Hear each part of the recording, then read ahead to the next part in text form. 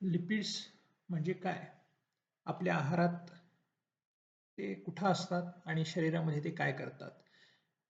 हे आता आपल्याला बघायचं आहे.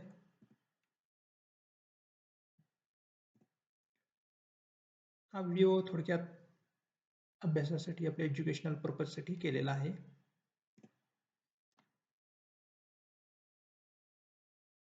मुख्यतः लिपिड्स आपण जे बघतो त्यासाठी प्रामुख्यानं त्याची ओळख आपण पहिल्यांदा करून घेणार आहे. त्याचे जे प्रकार आहेत ते आपण नंतर बघणार आहे. त्यानंतर ते कशातून मिळतात शरीराला ते आपल्याला बघायचं आहे. त्याचं शरीरामध्ये डायजेशन आणि ॲब्सॉर्प्शन म्हणजे पचन आणि शोषण कसं होतं ते त्यानंतर बघणार आहे.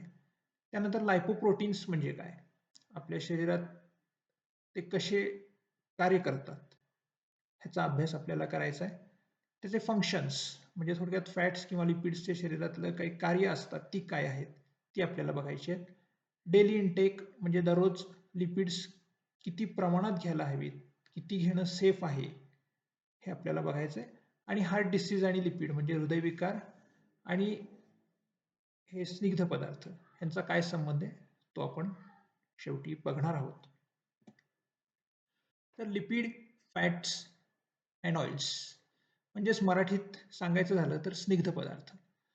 आहारामध्ये आपण जे तेल, तूप, लोणी अशा गोष्टी घेत असतो किंवा वेगवेगळ्या शेंगदाणे किंवा इतर पदार्थातून आपल्या शरीरात जे फॅट जात असतं ह्या सगळ्याला एकत्रितपणे आपण लिपिड म्हणू शकतो.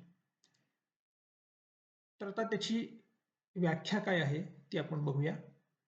Lipid group of different chemicals that includes triglyceride, phospholipids and sterols etc. Lipid म्हणजे विविध अशा पदार्थांचा समूह ज्यामध्ये ट्रायग्लिसराईड असतात, फॉस्फोलिपिड असतात आणि स्टिरॉल्स असे घटक असतात. ह्याचं महत्त्वाचं ओळखण्याची त्याची खूण म्हणजे ते पाण्यात विरघळत नाहीत. Lipids are insoluble in water due to their chemical structure. Fat कशाला म्हणतात? तर लिपिड्स इन फूड म्हणजे आहारामध्ये आपण जे लिपिड घेतो, स्निग्ध पदार्थ घेतो त्याला फॅट असं म्हणतात. Food scientist refer lipids that are solid at room temperature, fats, and lipids that are liquid at room temperature, oils. म्हणजे जे आहारशास्त्रातले शास्त्रज्ञ आहेत हे वातावरणात आपल्या नेहमीच्या जे घट्ट असणारे स्निग्ध पदार्थ आहेत त्यांना फॅट्स असं म्हणतात. तर आपल्या नेहमीच्या रूम टेम्परेचरला जे पातळ असे स्निग्ध पदार्थ आहेत जसं उदाहरणार्थ तेल त्याला ऑइल्स असं म्हणतात. म्हणजे तूप वगैरे अशा पदार्थांना फॅट्स म्हटलं जातं तर तेलासारख्या पदार्थांना ऑइल्स म्हटलं जातं.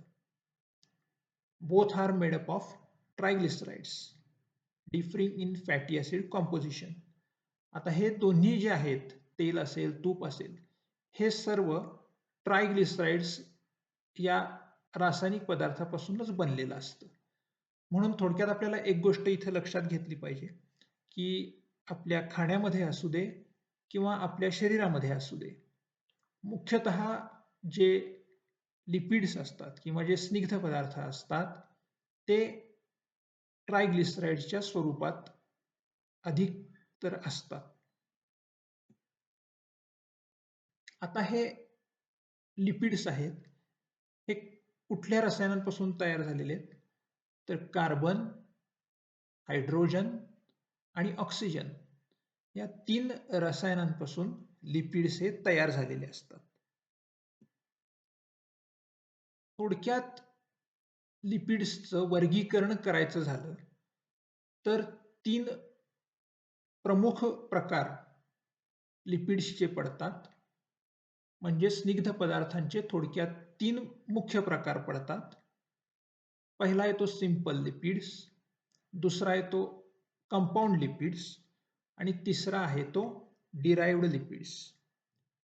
सिंपल लिपिड्समध्ये आपण नेहमी जे तेल, तूप अशा गोष्टी ज्या घेतो किंवा मेणासारखे जे काही पदार्थ आहेत हे सगळे सिंपल लिपिड्समध्ये येतात. त्यानंतर कंपाऊंड लिपिड्समध्ये लिपिड आणि त्याच्याबरोबर शरीरातला अन्य एखादा घटक जर एकत्र आला असेल तर त्याला कंपाऊंड लिपिड्स असं म्हणतात. उदाहरणार्थ फॉस्फोलिपिड्स, ह्याच्यामध्ये फॉस्फेट आणि लिपिड्स हे एकत्र येतात. ग्लायकोलिपिड्समध्ये कार्बोहायड्रेट्स आणि लिपिड्स एकत्र आलेले असतात. तर लायपोप्रोटीन्समध्ये प्रोटीन आणि लिपिड्स हे एकत्र आलेले असतात.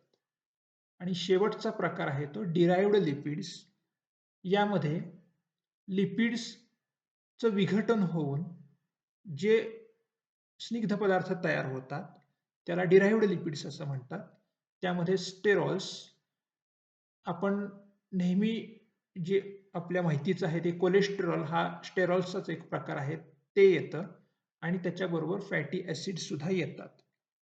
म्हणजे अशा पद्धतीनं वेगवेगळ्या स्वरूपात असणारे जे स्निग्ध पदार्थ आहेत त्याचे हे 3 मुख्य प्रकार पडतात. पहिला म्हणजे सिंपल लिपिड, दुसरा म्हणजे कंपाऊंड लिपिड आणि तिसरा म्हणजे डिराइव्ड लिपिड्स. आता ह्या लिपिड्सचं जेव्हा पचन होतं किंवा हे लिपिड्स ज्याच्यापासून बनलेले असतात ते फॅटी ॲसिड्स कसे असतात हे आपण बघणार आहे. मुख्य जे आपले शरीरातले किंवा आहारातले अन्नपदार्थातले स्निग्ध पदार्थ असतात त्यामध्ये सगळ्यामध्ये फॅटी ॲसिड हे प्रमुख त्यातली एक रचना असते किंवा प्रमुख एक त्यातलं स्ट्रक्चर असतं. हे फॅटी ॲसिड्स वेगवेगळ्या प्रकारचे असतात आणि त्याच्या वेगवेगळ्या प्रकारानुसार त्याला वेगवेगळी नावं दिलेली आहेत आणि त्याचे प्रकार झालेले आहेत. पण एक साधारण सामान्य फॅटी ॲसिड कसं असतं स्निग्ध पदार्थामधलं ते आपण बघूया. त्यामध्ये अशा पद्धतीनं मध्ये जे सी जे लिहिलेले आहेत ते म्हणजे कार्बनचे अणू आहेत. त्या सीला वरती जे एच जे असे जोडलेले आहेत ते हायड्रोजनचे अणू आहेत, हे वर आणि खाली. आणि त्याच्या बरोबरीनं हे पुढं जे जोडलेले आहेत ते ओ म्हणजे ऑक्सिजन आणि इथं खाली OH म्हणजे ऑक्सिजन आणि हायड्रोजन, थोडक्यात COOH. तर अशा पद्धतीनं हे वेगवेगळ्या कार्बन, ऑक्सिजन आणि हायड्रोजनचे अणू एकमेकाला जोडले गेलेले असतात आणि त्यातूनच फॅटी ॲसिड्स तयार होतात. ही फॅटी ॲसिडची एक साधारण सामान्य रचना अशा पद्धतीनं असते. ज्या बाजूला COOH हा गट आहे त्या भागाला कार्बोक्झिलिक ॲसिड किंवा अल्फा एंड असं म्हणतात आणि जिकडं त्याच्या विरुद्ध बाजूला मिथाइल किंवा ओमेगा एंड असं म्हणतात. त्यामुळे ही गोष्ट लक्षात ठेवा की 2 टोकं जी असतात फॅटी ॲसिडची त्यातलं COOH चं जे टोक असतं त्याला कार्बोक्झिलिक ॲसिड एंड किंवा अल्फा एंड असं म्हणतात आणि त्याच्या विरुद्ध बाजूचं जे टोक असतं त्याला मिथाइल किंवा ओमेगा एंड असं म्हणतात. आपण बऱ्याचदा बोलीभाषेत ऐकलं असेल की ओमेगा 3 फॅटी ॲसिड. तर ही जी फॅटी ॲसिड असतात ओमेगा 3 ही ह्या ओमेगा एंडशी संबंधित असतात. ती कशी असतात ती आपण पुढे बघणार आहे. आता ही सामान्य रचना आपण फॅटी ॲसिडची आत्ता बघितली. मुख्य आपल्या आहारामध्ये 2 प्रकारचे फॅटी ॲसिड मुख्यतः आढळतात. आपण जे प्राण्यांपासून घेणारे वेगवेगळे पदार्थ आहेत जसे तूप असेल किंवा दूध असेल किंवा मांसाहारी इतर पदार्थ असतील ह्याच्यामध्ये जे फॅटी ॲसिड्स असतात ते सॅच्युरेटेड फॅटी ॲसिड असतात.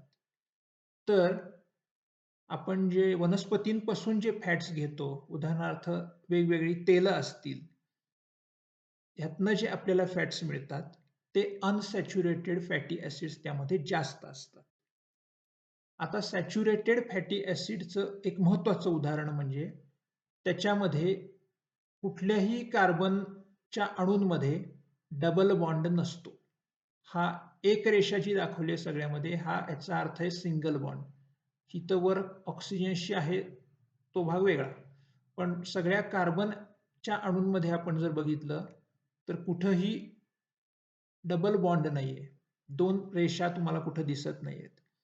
तर त्याच्या विरुद्ध अनसॅच्युरेटेड फॅटी ॲसिडचं उदाहरण घ्यायचं झालं तर त्यामध्ये एक किंवा त्याच्यापेक्षा जास्त डबल बॉन्ड कार्बनमध्ये असलेला दिसतो. जसं आता इथं आपल्याला दिसतोय, एक डबल बॉन्ड आपल्याला इथं कार्बनमध्ये दिसतोय. असे अनेक असू शकतात. 1 असतो, 2 असतो, असे 3 असतात. असे वेग असू शकतात. पण किमान एक तरी असला पाहिजे. ज्यावेळी अशा 2 रेषा इथं दाखवलेल्या असतात, त्याचा अर्थ असतो डबल बॉन्ड. आणि 2 कार्बनमध्ये ज्यावेळी डबल बॉन्ड फॅटी ॲसिडमध्ये येतो, त्यावेळी त्याला अनसॅच्युरेटेड फॅटी ॲसिड असं म्हणतात.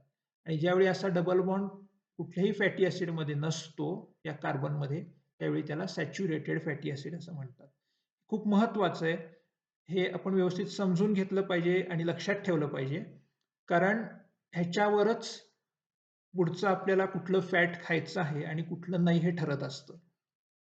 त्यामुळे सॅच्युरेटेड फॅटी ॲसिड आणि अनसॅच्युरेटेड फॅटी ॲसिड हे 2 मुख्य प्रकार आपण लक्षात ठेवूया. आता मी मगाशी सांगितलं की ओमेगा 3, ओमेगा 6 ही नावं सुद्धा ह्या डबल बॉन्ड असणाऱ्या फॅटी ॲसिडना पडत असतात. ती कशी ती आत्ताच मी थोडक्यात तुम्हाला समजावून सांगतो. आपण मगाशी फॅटी ॲसिडचे 2 टोकं बघितलेली होती, 2 एंड बघितलेले होते आणि त्याला नावं वेगवेगळी दिलेली होती ते सुद्धा बघितलेलं होतं. हां. एका बाजूला होता तो अल्फा एंड होता, COOH जो होता तो आणि त्याच्या विरुद्ध टोकाचं जो टोक होतं त्याला काय म्हटलेलं होतं? ओमेगा एंड म्हटलेलं होतं. ओमेगा हां. अल्फा एंड इथं म्हटलेलं आहे. जिथं COOH आहे ते आणि इथं त्याच्या विरुद्ध टोकाचं जे एंड आहे त्याला ओमेगा एंड म्हटलेलं आहे. तर आता ह्या ओमेगा एंडपासून ह्या बाजूला आता ह्या ॲसिडचा ओमेगा एंड आहे, ओमेगाचं टोक आहे. इथून हा डबल बॉन्ड कितव्या अंतरावर असतो, यावर त्या फॅटी ॲसिडचं नाव बऱ्याचदा अवलंबून असतं. आता उदाहरणच घ्यायचं झालं, आता इथं एकच डबल बॉन्ड आहे. म्हणून इथं त्याला नाव देता येणार नाहीये ओमेगा असं. ज्यावेळी 2 किंवा त्यापेक्षा जास्त डबल बॉन्ड असतात, त्यावेळी आपण त्या फॅटी ॲसिडला ओमेगाची नावं देत असतो. पण साधारणपणे ओमेगा एंडपासून त्या डबल बॉन्ड असणाऱ्या कार्बनचं अंतर मोजलं जातं. म्हणजे 1, 2, 3, 4, 5 आणि 6 म्हणजे ओमेगा एंडपासून 6व्या नंबरच्या कार्बनला हा डबल बॉन्ड आहे. म्हणून ओमेगा 6 असं ह्याचं नाव झालं असतं. केव्हा झालं असतं? जर ह्याच्यामध्ये आणखीन एक डबल बॉन्ड पुढे आला असता तर. म्हणजे पहिला डबल बॉन्ड ज्या नंबरच्या कार्बनला आला असेल, त्यावरून त्याचं ओमेगा 3 किंवा ओमेगा 6 असं नाव पडत असतं. आता समजा ह्यामध्ये आणखीन एक डबल बॉन्ड आलेला असता आणि तो 3ऱ्या नंबरच्या कार्बनला जोडला गेलेला असता इथं. तर त्याला ओमेगा 3 फॅटी ॲसिड असं म्हणता आलं असतं. म्हणजे ओमेगा 3, ओमेगा 6 हे कधी म्हणता आलं असतं? ज्यावेळी असाच एक डबल बॉन्ड आणखीन ह्या चेनमध्ये आला असता तर आपण त्याला ओमेगा नाव देऊ शकलो असतो. पण ह्यामध्ये एकच डबल बॉन्ड आहे. त्यामुळे ह्याच्यामध्ये ओमेगानुसार नाव आपण देत नाही. पण एक लक्षात ठेवण्याचं महत्त्वाचं ह्या स्लाइडमध्ये असं आहे, की त्यामध्ये सॅच्युरेटेड फॅटी ॲसिड आणि अनसॅच्युरेटेड फॅटी ॲसिड असे मुख्य 2 प्रकार हे फॅटी ॲसिडचे पडत असतात. आता ट्रायग्लिसराईड, डायग्लिसराईड आणि मोनोग्लिसराईड म्हणजे काय? हे आपण बघूया. तर मग आपल्या शरीरामध्ये the lipids in foods and in body structures are mostly in the form of triglycerides. मगाशी मी सांगितलं तसंच की आपल्या आहारामध्ये आणि शरीरामध्ये जे काही लिपिड्स असतात ते ट्रायग्लिसराइडच्या स्वरूपात असतात. Triglycerides are made up of 1 glycerol and 3 fatty acids. Triglycerides हे एक ग्लिसरॉल आणि 3 फॅटी ऍसिड पासून बनलेले असतात. ते कसे बनतात, त्याची रचना कशी असते ती आपण पुढच्या स्लाइडमध्ये बघायचीच आहे. हे एक ग्लिसरॉल आणि 3 फॅटी ऍसिड. हेच अशा पद्धतीनं पण लिहिलं जातं आणि अशा पद्धतीनं सुद्धा लिहिलं जातं. म्हणजे ट्रायग्लिसराइडची रचना थोडक्यात बघायची झाली तर ती अशी असते. एक ग्लिसरॉल असतं आणि त्याला 3 फॅटी ऍसिड जोडलेले असतात. आता फॅटी ऍसिड कसे दिसतात, कसे असतात हे आपण या चेनमध्ये बघितलेलंच आहे. Removing one fatty acid from triglyceride forms a diglyceride. म्हणजे जर का ह्या फॅटी ऍसिड मधून 3 फॅटी ऍसिड मधून एक फॅटी ऍसिड आपण काढून टाकलं तर जे शिल्लक राहतं त्याला डायग्लिसराइड असं म्हणतात. Removing 2 fatty acids from triglyceride forms a monoglyceride. म्हणजेच ह्या ट्रायग्लिसराइड मधून जर 2 फॅटी ऍसिड आपण काढून टाकली तर एकच फॅटी ऍसिड शिल्लक राहणार आहे आणि त्याला आपण मोनोग्लिसराइड असं म्हणणार आहे. During digestion fatty acids are removed from triglyceride. आता हे फॅटी ऍसिड केव्हा काढले जातात? ज्या वेळेला शरीरामध्ये फॅट्सचं किंवा लिपिड्सचं पचन होत असतं त्यावेळी हे फॅटी ऍसिड एक एक करून बाजूला केले जातात. म्हणजे थोडक्यात हे बाजूला करून शरीरामध्ये शोषून घेतले जातात. आता पुढच्या फिगरमध्ये, पुढच्या स्लाइडमध्ये आपल्याला ते बघायला मिळेल. आता इथं 3 फॅटी ऍसिड एकत्र आहेत त्यामुळे ह्याला ट्रायग्लिसराइड म्हटलेलं आहे. त्यातलं एक फॅटी ऍसिड इथलं काढून टाकलेलं आहे ह्याच्यामध्ये, त्यामुळे 2च फॅटी ऍसिड इथं शिल्लक राहिलेले दिसतात. त्याला डायग्लिसराइड असं म्हटलेलं आहे. आणि ह्याच्यामध्ये मात्र वरच्या बाजूचं आणि खालच्या बाजूचं आणि वरच्या बाजूचं दोन्ही फॅटी ऍसिड काढून टाकली, फक्त एक फॅटी ऍसिड इथं शिल्लक राहिलेलं दिसतंय, त्यामुळे ह्याला मोनोग्लिसराइड असं म्हणतात.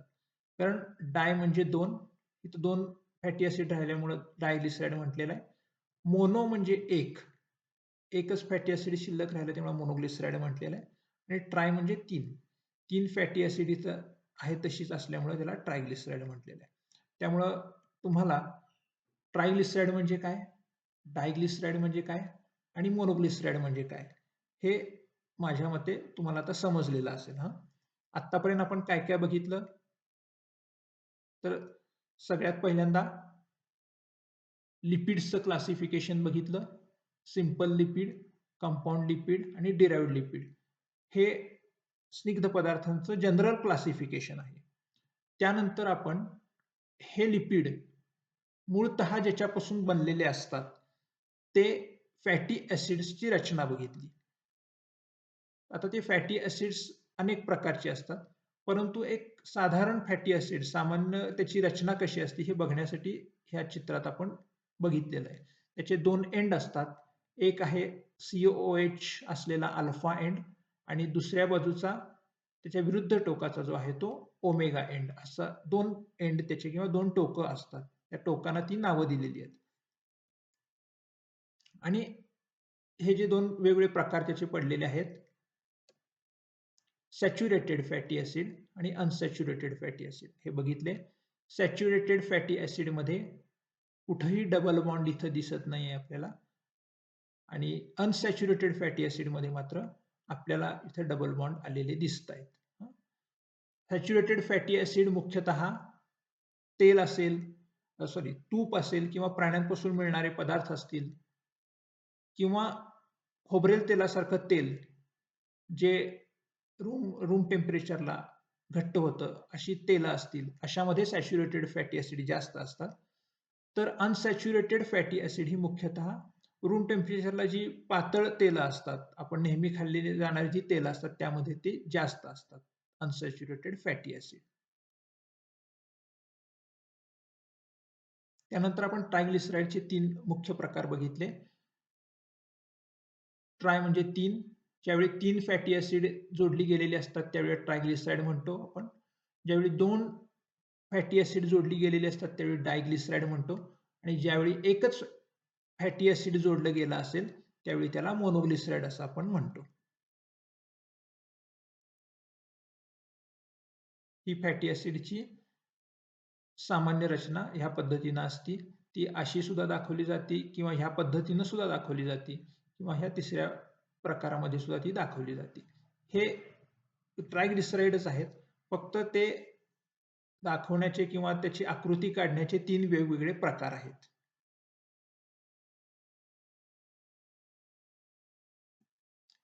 आता ह्यानंतर ह्या फॅटी ॲसिड बद्दल आपण आतापर्यंत बघितलं, त्याचे प्रकार आपण आता बघूया.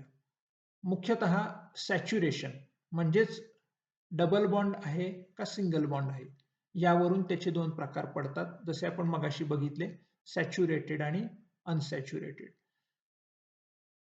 आता अनसॅच्युरेटेड फॅटी ॲसिडचे पुन्हा 2 प्रकार पडत असतात, मोनो अनसॅच्युरेटेड आणि पॉली अनसॅच्युरेटेड. ते काय आहेत ते आपण पुढं बघणार आहे डिटेलमध्ये. ह्या पॉली अनसॅच्युरेटेडचेच पुन्हा ओमेगा 3, ओमेगा 6 आणि ओमेगा 9 असे 3 प्रकार पडत असतात. आता दुसरा जो फॅटी ॲसिडचा प्रकार पाडला जातो तो चेन लेंथनुसार पाडला जातो. म्हणजे त्यामध्ये किती कार्बनचे अणू आहेत त्यानुसार तो प्रकार पाडला जातो. किती लांब ते फॅटी ॲसिड आहे ह्यावरून हा प्रकार पाडला जातो. ते पहिलं जे आहे ते शॉर्ट चेन, म्हणजे ह्यामध्ये कार्बन कमी असतात किंवा हे फॅटी ॲसिड लहान असतात. मीडियम चेन ही फॅटी ॲसिड मध्यम आकाराची असतात आणि तिसरं लाँग चेन म्हणजे ही फॅटी ॲसिड लांब आकाराची असतात. अशा पद्धतीनं फॅटी ॲसिडच्या लांबीनुसार ह्याचे 3 प्रकार हे पाडलेले आहेत. त्यानंतर कॉन्फिगरेशन म्हणजे त्या फॅटी ॲसिडमध्ये हायड्रोजनची रचना कुठं आहे ह्यानुसार हे 2 प्रकार पाडलेले असतात. सिस आणि ट्रान्स हे 2 त्याचे प्रमुख प्रकार आहेत.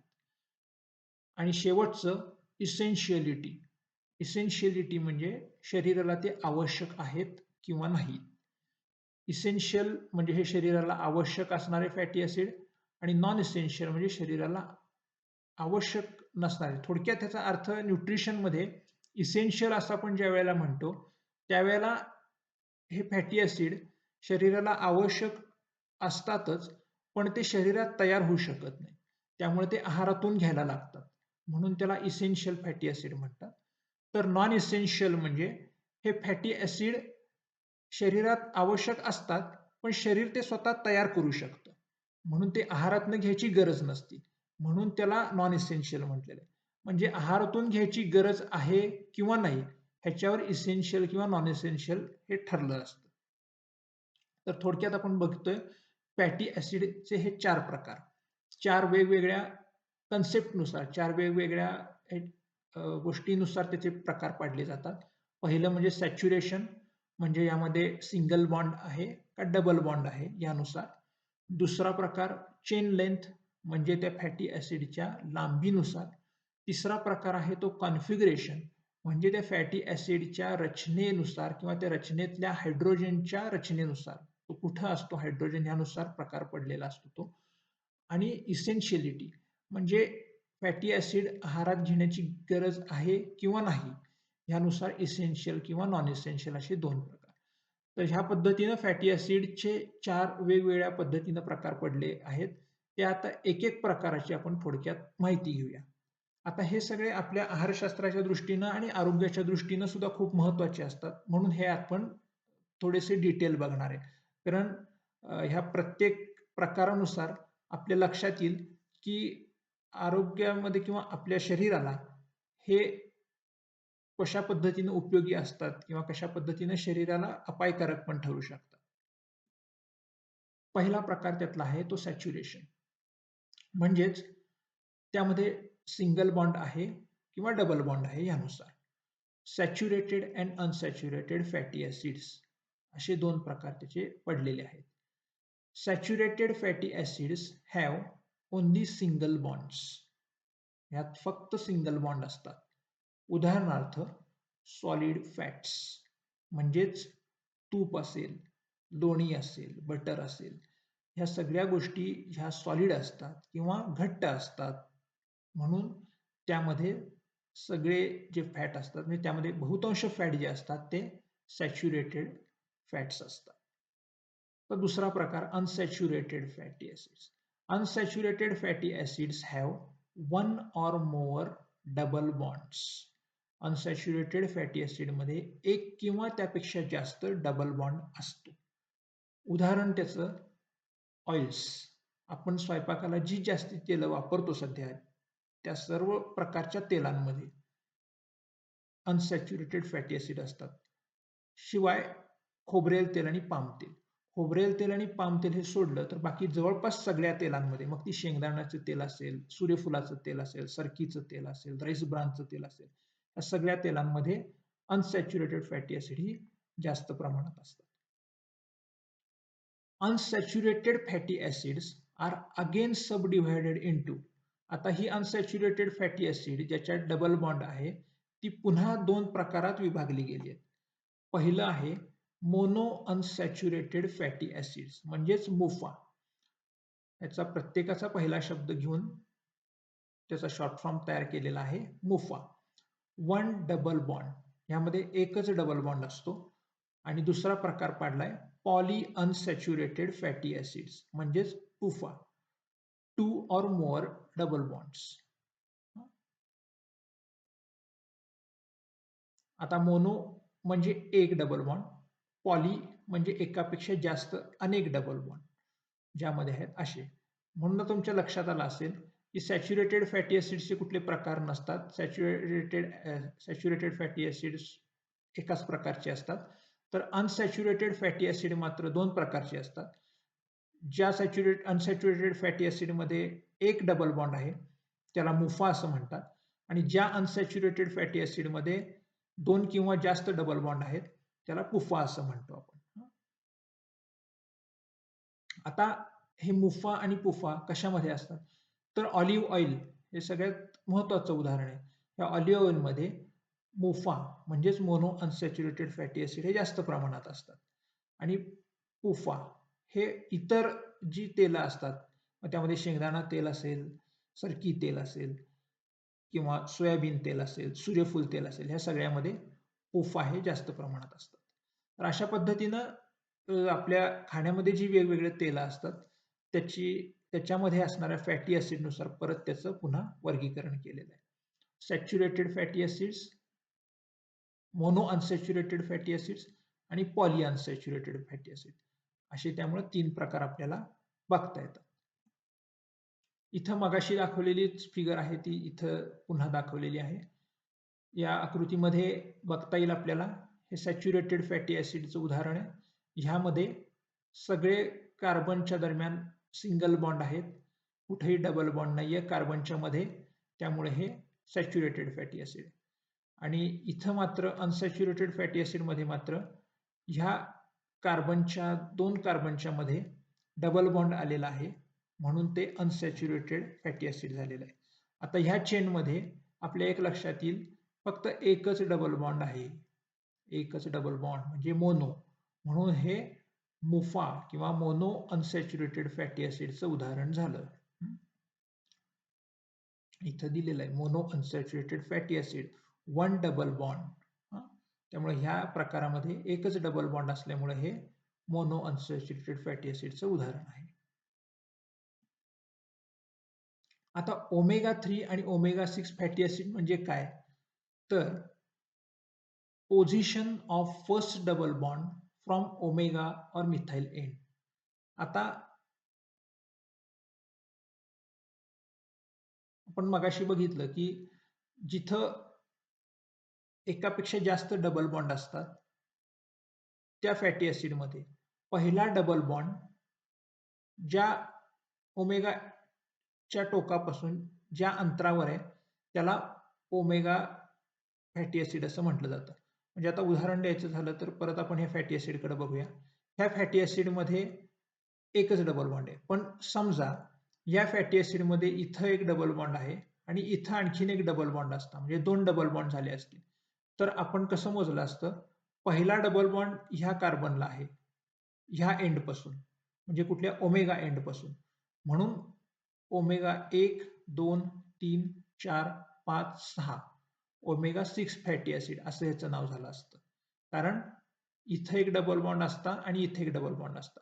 यातला पहिला डबल बॉन्ड ओमेगा एंड पासून 6व्या नंबरच्या कार्बनला आहे म्हणून ते ओमेगा 6 फॅटी ऍसिड झालं असतं.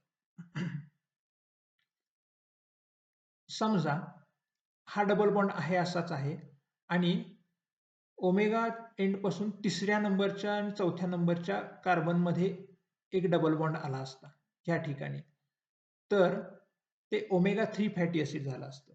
कारण ओमेगा एंड पासून तो 3ऱ्या नंबरच्या कार्बनला पहिला डबल बॉन्ड आला असता. 1, 2 आणि 3. इथं जर डबल बॉन्ड असता तर ते ओमेगा 3 फॅटी ऍसिड झालं असतं. तर जिथं जिथं 2 डबल बॉन्ड येतात, आता इथं एकच डबल बॉन्ड आहे, हे मुफाचं उदाहरण आहे, मोनो अनसॅच्युरेटेड फॅटी ऍसिड उदाहरण आहे. पण तेच जर का पुफा असतं किंवा पॉली अनसॅच्युरेटेड फॅटी ऍसिड असते, 2 डबल बॉन्ड असते त्यामध्ये, तर पहिला डबल बॉन्ड ज्या कार्बनला आहे त्या कार्बनच्या नंबरनुसार त्याचं नाव पडलं असतं. तर अशा पद्धतीनं ओमेगा 3 आणि ओमेगा 6 फॅटी ऍसिडची नावं ही पडली जातात. आता ओमेगा 6 फॅटी ऍसिड बद्दल आपण बघूया. First double bond is located on 6th carbon from omega end. म्हणजे त्यातला पहिला जो डबल बॉन्ड आहे तो ओमेगा एंड पासून 6व्या नंबरच्या कार्बनच्या अणूला आहे म्हणून ते ओमेगा 6 फॅटी ऍसिड.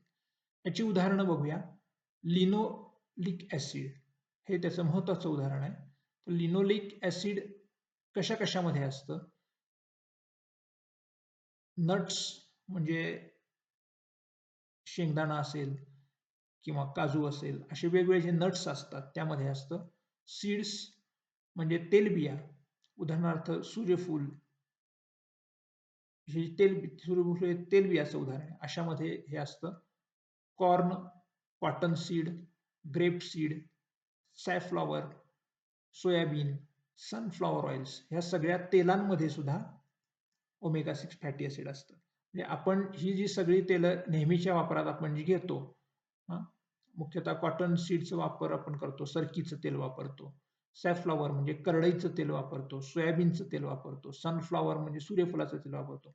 या सगळ्या तेलांमध्ये ओमेगा 6 फॅटी ऍसिड असतं. आणि त्याच्याबरोबरच मीट, पोल्ट्री, एग्स म्हणजे मटण असेल किंवा चिकन असेल किंवा अंडी असतील, यामधनं सुद्धा ओमेगा 6 फॅटी ऍसिड हे जात असतं. आता ओमेगा 3 फॅटी ऍसिड बद्दल आपण बघूया. आजकाल बरीच चर्चा ओमेगा 3 फॅटी ऍसिड बद्दल होताना आपण ऐकतो की हे खूप महत्वाचं आहे. आपल्या शरीरामध्ये खूप महत्वाची कार्य हे फॅटी ऍसिड करत असतं. First double bond is located on 3rd carbon from the omega end. म्हणजे यामध्ये पहिला जो कार्बन, पहिल्या ओमेगा एंड पासून 3रा जो कार्बन आहे तिथं पहिला डबल बॉन्ड असतो म्हणून त्याला ओमेगा 3 फॅटी ऍसिड असं आपण म्हणतो. अल्फा लिनोलेनिक ऍसिड हे या ओमेगा 3 फॅटी ऍसिडचं महत्वाचं उदाहरण आहे. आता कशा कशात असतात ओमेगा 3 फॅटी ऍसिड? तर ते फ्लॅक्सीड म्हणजे जवस, वॉलनट्स म्हणजे अक्रोड, फॅटी फिश म्हणजे ज्यामध्ये जास्त फॅट आहे असे फिश, आणि त्याबरोबर oils from perilla seeds, chia seeds, canola seeds and soybean. म्हणजे ही सगळी तेलं आहेत. पेरिला सीड्स पासून काढलेलं तेल असेल, चिया सीड्स पासून काढलेलं तेल असेल, कॅनोला सीड्स पासून म्हणजे कॅनोला ऑइल असेल किंवा सोयाबीन पासून काढलेलं तेल असेल, ह्या तेलामध्ये सुद्धा आपल्याला ओमेगा 3 फॅटी ऍसिड मिळतात. तर इथं साधारण चित्र दाखवलेलं आहे. त्या चित्रामध्ये तुमच्या लक्षात येईल की ओमेगा 3 फॅटी ऍसिड कशा कशातून मिळतं. अक्रोड आहेत, चिया सीड्स आहेत, पेरिला सीड्स आहेत, जवस आहेत, सोयाबीनचं तेल आहे, कॅनोला ऑइल आहे, फिश आहे. तर ह्या सगळ्या पदार्थातून ओमेगा 3 फॅटी ऍसिड आपल्याला मिळू शकतात. तर आतापर्यंत आपण काय काय बघितलं ते थोडक्यात रिव्हिजन घेतो. सॅच्युरेशन म्हणजे सिंगल बॉन्ड आहे किंवा डबल बॉन्ड आहे यानुसार आपण फॅटी ऍसिडचं वर्गीकरण केलं. पहिला प्रकार सॅच्युरेटेड म्हणजे ज्यात फक्त सिंगल बॉन्ड आहे, आणि दुसरा प्रकार अनसॅच्युरेटेड ज्यामध्ये एक किंवा जास्त डबल बॉन्ड असतो. आता एक किंवा जास्त डबल बॉन्ड असतो त्याचे पुन्हा 2 प्रकार पडतात. एकच डबल बॉन्ड असतो त्यावेळी त्याला आपण मुफा म्हणतो आणि 2 किंवा जास्त डबल बॉन्ड असतात त्यावेळी त्याला पुफा म्हणतो. आता ज्या फॅटी ॲसिडमध्ये 2 किंवा जास्त डबल बॉन्ड आहेत, त्याच्यामध्ये सुद्धा पुन्हा पहिला डबल बॉन्ड कुठल्या नंबरच्या कार्बनला आहे ओमेगा एंडपासून, त्यानुसार ओमेगा 3, ओमेगा 6, ओमेगा 9 असे वेगवेगळे प्रकार पुन्हा पडत असतात.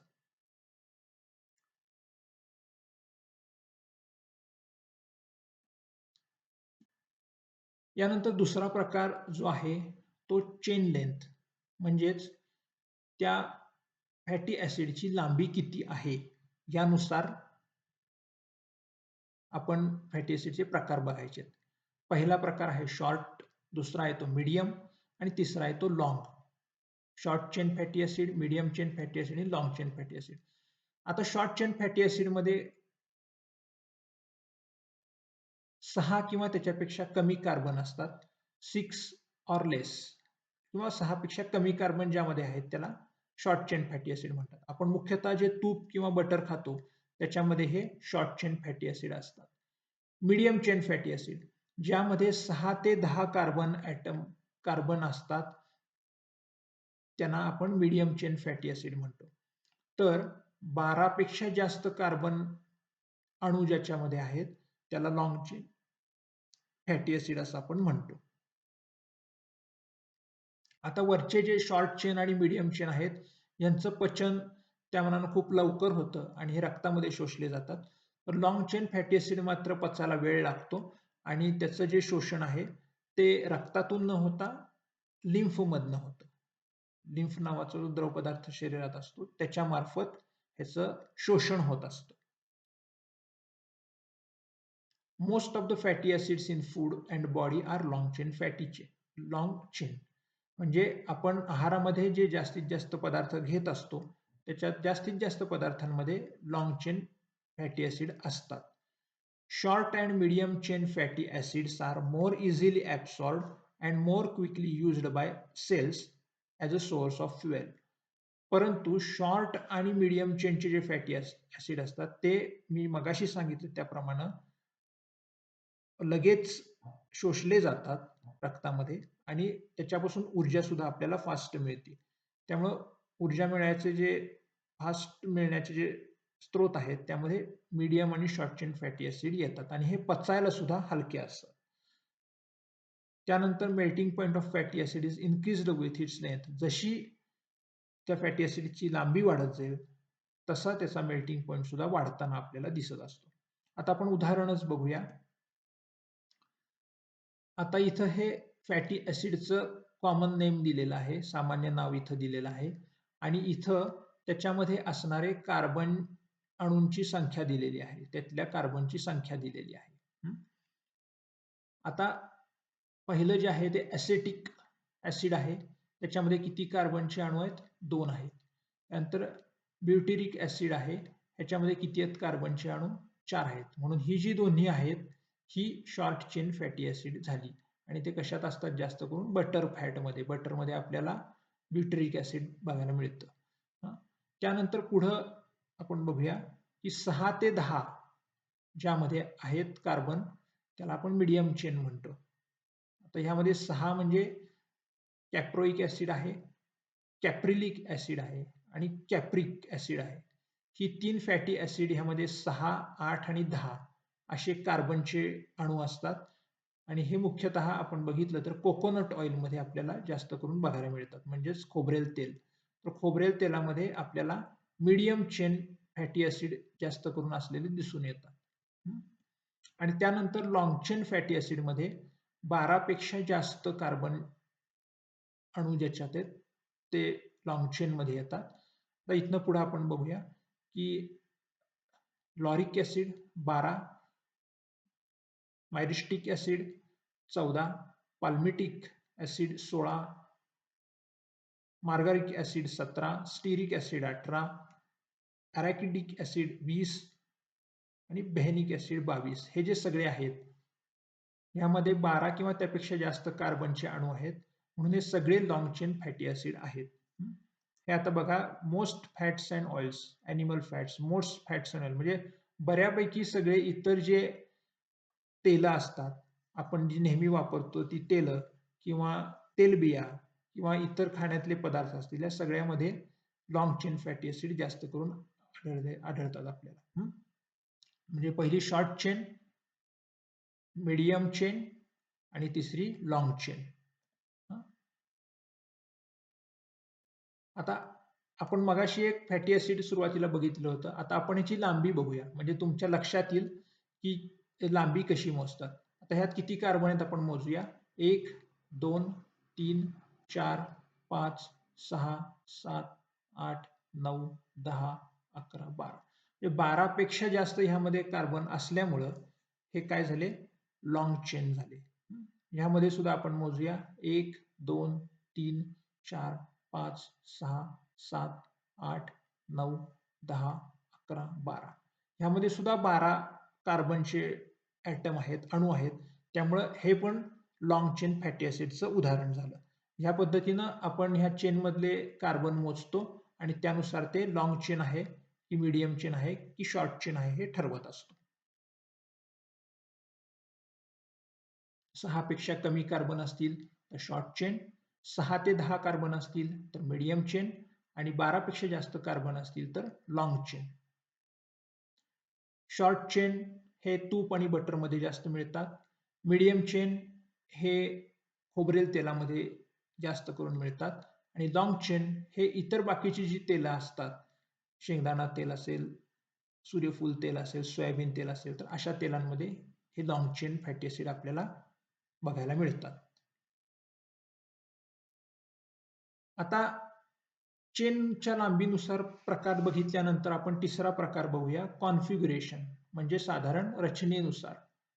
रचनेनुसार कसे प्रकार पडतात ते आपण बघूया. सिस अँड ट्रान्स फॅटी ॲसिड्स, यामध्ये हायड्रोजनची जी काही पोझिशन आहे, हायड्रोजनची रचना जी असती त्यानुसार हे सिस आणि ट्रान्स फॅटी ॲसिडचे प्रकार पडत असतात. हे आपण आता बघायचं आहे. Unsaturated fatty acids can exist in two different structural forms, cis and trans. म्हणजे अनसॅच्युरेटेड फॅटी ॲसिड आहेत ते दोन प्रकारामध्ये आपल्याला बघायला मिळतात, सिस आणि trans. In nature unsaturated fatty acids usually are in cis form. म्हणजे निसर्गामध्ये जास्तीत जास्त प्रमाणात जे फॅटी ॲसिड असतात ते सिस या प्रकारामध्येच असतात. ट्रान्स खूप कमी प्रमाणात असतात. जास्तीत जास्त फॅटी ॲसिड हे सिस या प्रकारातच बघायला मिळतात. कुठले, अनसॅच्युरेटेड फॅटी ॲसिड्स, म्हणजे ज्यामध्ये डबल बॉन्ड असतात असे फॅटी ॲसिड, त्याचेच प्रकार असतात सिस आणि ट्रान्स. साध्या सॅच्युरेटेड फॅटी ॲसिड्सचे सिस आणि ट्रान्स प्रकार नसतात. अनसॅच्युरेटेड फॅटी ॲसिड्सचे सिस आणि ट्रान्स प्रकार पडत असतात. इन सिस fatty acid the hydrogens are on same side of the carbon-carbon double bond. Cis fatty acid मध्ये हायड्रोजनचे अणू हे कार्बन कार्बन डबल बॉन्डच्या एकाच बाजूला असतात. म्हणजे कसे ते आपण बघूया. हा आता सिस प्रकार आहे, सिस फॅट. ह्यामध्ये हायड्रोजन जे आहेत हे एकाच बाजूला आहेत, म्हणजे वरच्याच बाजूला आहेत दोन्ही हायड्रोजन, म्हणून हा सिस प्रकार झाला. तर in trans fatty acid the hydrogens are on opposite side of carbon carbon double bond.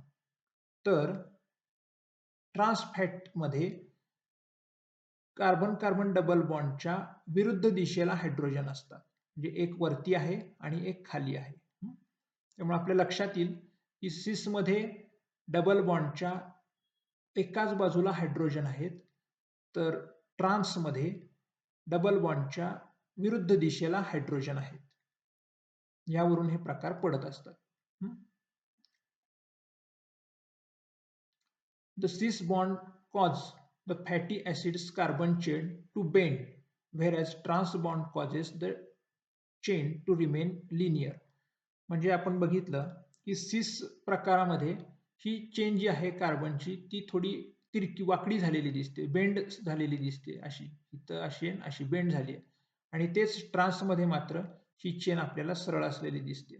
जशी सॅच्युरेटेड फॅटमध्ये आपण बघितली की ती चेन सरळ होती, त्या पद्धतीनं ट्रान्स फॅटमध्ये सुद्धा ही चेन सरळ असलेली आपल्याला दिसते.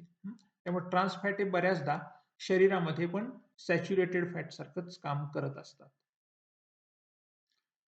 This change in shape makes trans unsaturated fatty acid look more like saturated fatty acid. Trans fatty acid also acts more like saturated fatty acid in the body. म्हणून मी तेच म्हटलं की ह्याची चेन पण जी आहे ती सॅच्युरेटेड फॅटी ऍसिड प्रमाणात सरळ दिसती आणि त्याचं शरीरातलं काम सुद्धा सॅच्युरेटेड फॅट प्रमाणच होत असतं. आता मगाशी आपण बघितलं ती परत रचना दाखवतो. ही सॅच्युरेटेड फॅटी ऍसिडची चेन सरळ दिसते, ह्याच्यात कुठलाही डबल बॉन्ड नसल्यामुळे ही सरळ आहे आणि तेच जिथं डबल बॉन्ड आलाय तिथं अनसॅच्युरेटेड फॅटी ऍसिडची चेन मात्र किंचित बेंड झालेली दिसते, वाकडी झालेली दिसते, तिरकी झालेली दिसते. त्यामुळं हे मुख्य दोन्ही मधला फरक असतो की सॅच्युरेटेड फॅटी ऍसिडची चेन ही दिसायला सरळ असते, तर अनसॅच्युरेटेड फॅटी ऍसिडची चेन ही डबल बॉन्डमुळे दिसायला त्यात बेंड आलेला दिसतो. पण ट्रान्स फॅट ज्यावेळी तयार होतात त्यामध्ये मात्र ती चेन सरळ पुन्हा झालेली दिसती आणि त्यामुळे ते ट्रान्स फॅट हे सॅच्युरेटेड फॅट सारखंच काम करताना आपल्याला दिसतं.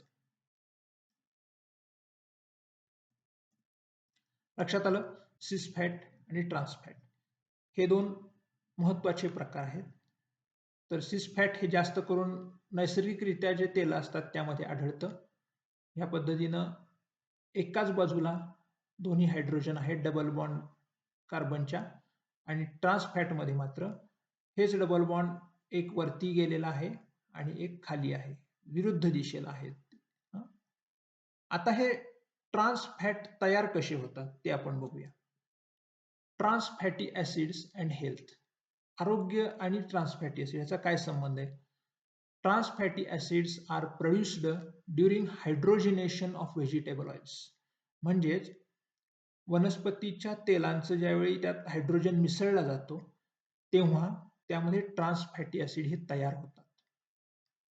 Trans fatty acids are bad for cardiovascular health. हे ट्रान्स फॅटी ऍसिड असतात ते हृदयाच्या आरोग्यासाठी हानिकारक असतात. त्यामुळे काय होतं तर जे बॅड कोलेस्ट्रॉल असतं शरीरातलं, ज्याला LDL म्हणतो, ते वाढतं आणि गुड कोलेस्ट्रॉल कमी होतं. त्याचबरोबर आणि काय होतं तर increase inflammation in the body. शरीरामध्ये जळजळीचं प्रमाण हे ट्रान्स फॅटी ऍसिड वाढवत असतात. त्यामुळं हे ट्रान्स फॅटी ऍसिड शक्यतो आपल्या आहारात घेऊ नयेत. कशातनं येतात हे? तर मी मगाशी सांगितलं हायड्रोजिनेशन ऑफ व्हेजिटेबल ऑइल. आता ह्याला बोलीभाषेत आपण काय म्हणतो तर डालडा किंवा वनस्पती. डालडा ज्यावेळी आपण तयार करतो तो डालडा मुख्यतः तेलापासून तयार करतो. त्या तेलामध्ये ज्यावेळी हायड्रोजन मिसळला जातो त्यावेळी त्याचं डालड्यामध्ये रूपांतर होतं. आता डालडा तयार का करतात तर डालडा तयार करतात तो ते तेल टिकण्यासाठी, ते जास्त काळ टिकावं ह्याच्यासाठी डालड्यामध्ये त्याचं रूपांतर करतात. आणि त्यामुळे त्या डालड्यात तयार केलेले सगळे पदार्थ, जर त्या डालड्यामध्ये काही बिस्किट तयार केले असतील, खारी तयार केली असतील, टोस्ट केले असतील, बेकरीचे पदार्थ केले असतील, तर त्या सगळ्यामधनं आपल्या शरीरामध्ये ट्रान्स फॅटी ऍसिड जाणार आहे आणि ते सगळे आपल्या हृदयासाठी अतिशय घातक असणार आहेत. शरीरातलं कोलेस्ट्रॉल वाढवणार आहेत, बॅड कोलेस्ट्रॉल वाढवणार आहेत आणि शरीरामध्ये जळजळ किंवा इन्फ्लमेशन, सूज वाढवणार आहेत. त्यामुळे हे ट्रान्स फॅटी ऍसिड आपण टाळायचे आहेत, हे घ्यायचे नाहीयेत. हे महत्वाचं. हे जे ट्रान्स फॅटी ऍसिड इथं खाली दाखवलेत ह्या पद्धतीनं तयार झालेले हे आपण त्यामुळं टाळायचे आहेत, घ्यायचे नाहीयेत. हे ट्रान्स फॅटी ऍसिड मुख्यतः हायड्रोजिनेशन ऑफ व्हेजिटेबल ऑइल म्हणजेच तेलापासून डालडा करण्याच्या प्रक्रियेमध्ये जास्त निर्माण होतात आणि त्या डालड्यापासून केलेल्या सगळ्या पदार्थांमध्ये हे ट्रान्स फॅटी ऍसिड आपल्या शरीरात जात असतात. त्यामुळे आपण डायरेक्ट डालडा जरी घेतला नाही तरी त्यापासून जर काही टोस्ट, खारी, काही बिस्किट करत केली गेली असतील तर त्यामधनं सुद्धा आपल्या शरीरामध्ये ट्रान्स फॅटी ऍसिड ही जाणार आहेत, आपल्या नकळत जाणार आहेत. आता काही ट्रान्स फॅटी ऍसिड ही निसर्गामध्ये नैसर्गिकरित्या सुद्धा कमी प्रमाणात तयार होतात. तर ती कुठली असतात? Food obtained from some animals म्हणजे काऊज, शीप, गोट ह्या प्राण्यांमध्ये त्यांच्यापासून मिळालेलं बीफ असेल, मिल्क असेल किंवा बटर असेल, ह्यामध्ये सुद्धा काही प्रमाणात ट्रान्स फॅटी ॲसिडचे अंश असतात. Food obtained from some animals have conjugated linoleic acid which contain cis and natural trans fats. तर गायी, मेंढ्या किंवा बकऱ्या ह्यांच्या मांसापासून किंवा त्यांच्यापासून मिळणाऱ्या दुधामध्ये किंवा त्यांच्या बटरमध्ये काही प्रमाणात ट्रान्स फॅटचे अंश असतात, पण ते नैसर्गिकरित्या तयार झालेले असतात. आणि ह्याबद्दल सुद्धा काही आहार तज्ञांमध्ये 2 मतं आहेत. काही जणांच्या मते हे जे कॉन्जुगेटेड लिनोलिक फॅट आहेत, त्यातले ट्रान्स फॅट हे फारसे हानिकारक शरीराला नसतात, की जसे आपण डालडा तयार करताना होतात त्याप्रमाणे. पण ह्याचं प्रमाण खूप कमी असतं. मुख्यतः शरीरामध्ये ट्रान्स फॅट जाण्याचं मुख्य जो स्रोत असतो तो म्हणजे डालडा आणि त्याच्यापासून केले जाणारे वेगवेगळे पदार्थ. आता शेवटचं फॅटी ॲसिडचं उदाहरण आपण बघतो किंवा त्याच्या वर्गीकरणातला शेवटचा प्रकार बघतोय, तो म्हणजे इसेन्शियालिटी. आता इसेन्शियालिटी म्हणजे आहारातून घेण्याची गरज. यानुसार इसेन्शियल आणि नॉन इसेन्शियल फॅटी ॲसिड असे 2 प्रकार पडतात. In nutrition, essential means substance that is necessary for health, but it cannot be made in the body, so it must be consumed through our diet. म्हणजेच आहारशास्त्रामध्ये essential म्हणजे असा पदार्थ की जो शरीराला आवश्यक असतोच, पण तो शरीर तयार करू शकत नसल्यामुळं आहारातून आपण तो घ्यावा लागतो. आता हे इसेन्शियल फॅटी ॲसिड कुठले कुठले आहेत? तर लिनोलिक ॲसिड म्हणजे ओमेगा 6 फॅटी ॲसिड आणि अल्फा लिनोलेनिक ॲसिड म्हणजे ओमेगा 3 फॅटी ॲसिड. हे 2 फॅटी ॲसिड असे आहेत की ज्यांना आपण इसेन्शियल फॅटी ॲसिड असं म्हणतो. हे फॅटी ॲसिड शरीरामध्ये तयार होत नाहीत. त्यामुळं आपल्याला ते बाहेरचे पदार्थ असतात. जसे वेगवेगळी प्रकारची तेलं असतील किंवा तेलबिया असतील, नट्स असतील, ह्याच्यातून आपल्याला ते घ्यायला लागतात. आता हे इसेन्शियल फॅटी ॲसिड काय काम करतात? They perform important function for immune and nervous system. हे फॅटी ॲसिड आपली प्रतिकार शक्ती आणि आपल्या चेतासंस्था म्हणजे मेंदू आणि त्याच्या संबंधित जी काही पेशी असतात, त्याच्यासाठी अतिशय महत्त्वाचं कार्य करत असतात. They produce regulatory compound such as eicosanoids and hormones. मुख्यतः शरीरामध्ये हार्मोन्स आणि काही सूज कमी करणारे, वाढवणारे असे काही घटक असतात. ते तयार करण्यासाठी सुद्धा ह्या इसेन्शियल फॅटी ॲसिड्सची गरज असते. त्यामुळं आपल्या लक्षात आलं असेल की ओमेगा 3 आणि ओमेगा 6 फॅटी ॲसिड हे आपल्या आहारातनं आपण घेणं गरजेचं आहे. त्यामुळंच आपण दररोजच्या खाण्यामध्ये थोड्या प्रमाणात स्निग्ध पदार्थ असावेत असं आपण जे म्हणतो, ते ह्यासाठीच म्हणतो, कारण त्यातनं आपल्याला हे इसेन्शियल फॅटी ॲसिड शरीरामध्ये मिळत असतात. आता दुसरा प्रकार आहे नॉन इसेन्शियल फॅटी ॲसिड, म्हणजेच ह्याची शरीराला गरज असते, पण हे शरीर तयार करू शकतात. They can be derived from essential fatty acids in the body. म्हणजे एकदा का तुम्ही इसेन्शियल फॅटी ॲसिड शरीरामध्ये घेतलं, की त्या फॅटी ॲसिडपासून शरीर इतर फॅटी ॲसिड पण तयार करतं. त्यामुळे ते आहारातून घेण्याची परत गरज लागत नाही. त्यामुळे ह्यात लक्षात ठेवण्याचा मुद्दा एकच आहे, की लिनोलिक ॲसिड जे ओमेगा 6 फॅटी ॲसिड आहे आणि दुसरं अल्फा लिनोलेनिक ॲसिड म्हणजे जे ओमेगा 3 फॅटी ॲसिड आहे. ही 2 फॅटी ॲसिड आपल्या शरीरात तयार होत नसल्यामुळं आपण जे स्निग्ध पदार्थ आपल्या आहारात घेत असतो, त्यामधून हे फॅटी ॲसिड जाणं अपेक्षित आहे आणि त्यानुसारच आपण डाएटचा प्लॅन आपला केला पाहिजे. आता इथपर्यंत आपण फॅटी ॲसिडची 4 वेगळे प्रकार बघितले. तर थोडक्यात मी त्याची रिव्हिजन म्हणून सांगतो, की हे 4 प्रकार आपण बघितलेत. टाइप्स ऑफ फॅटी ॲसिडमध्ये सॅच्युरेशन म्हणजे सिंगल बॉन्ड, डबल बॉन्ड आहे का त्यानुसार आपण प्रकार बघितले. त्यानंतर चेन लेंथ म्हणजे फॅटी ॲसिड किती लांब आहे त्यानुसार आपण प्रकार बघितले. तिसरं कॉन्फिगरेशन म्हणजेच डबल बॉन्ड असलेल्या कार्बनच्या कुठल्या बाजूला हायड्रोजन आहे त्यानुसार सिस आणि ट्रान्स हे प्रकार आपण बघितले. आणि शेवटचं इसेन्शियलिटी म्हणजे आहारातून ते घेणं फॅटी ॲसिड गरजेचं आहे किंवा नाही यानुसारचे 2 प्रकार आपण बघितले. असे 4 वेगवेगळे प्रकार आपण फॅटी ॲसिडचे आतापर्यंत बघितलेले आहेत. आता इथं आपला ट्रायग्लिसराईड आणि त्यातले असणारे फॅटी ॲसिड हा भाग इथं संपतोय. त्यानंतर आपण बघणार आहे तो लिपिड्सचा पुढचा भाग, तो म्हणजे फॉस्फोलिपिड. आतापर्यंत आपण बघत होतो ते ट्रायग्लिसराइड्स बघत होतो. ट्रायग्लिसराइड ज्याच्यापासून तयार झाले ते फॅटी ॲसिड्स आणि त्याचे प्रकार आपण बघितले. आता आपण लिपिड्सचा दुसरा प्रकार बघतोय तो म्हणजे फॉस्फोलिपिड.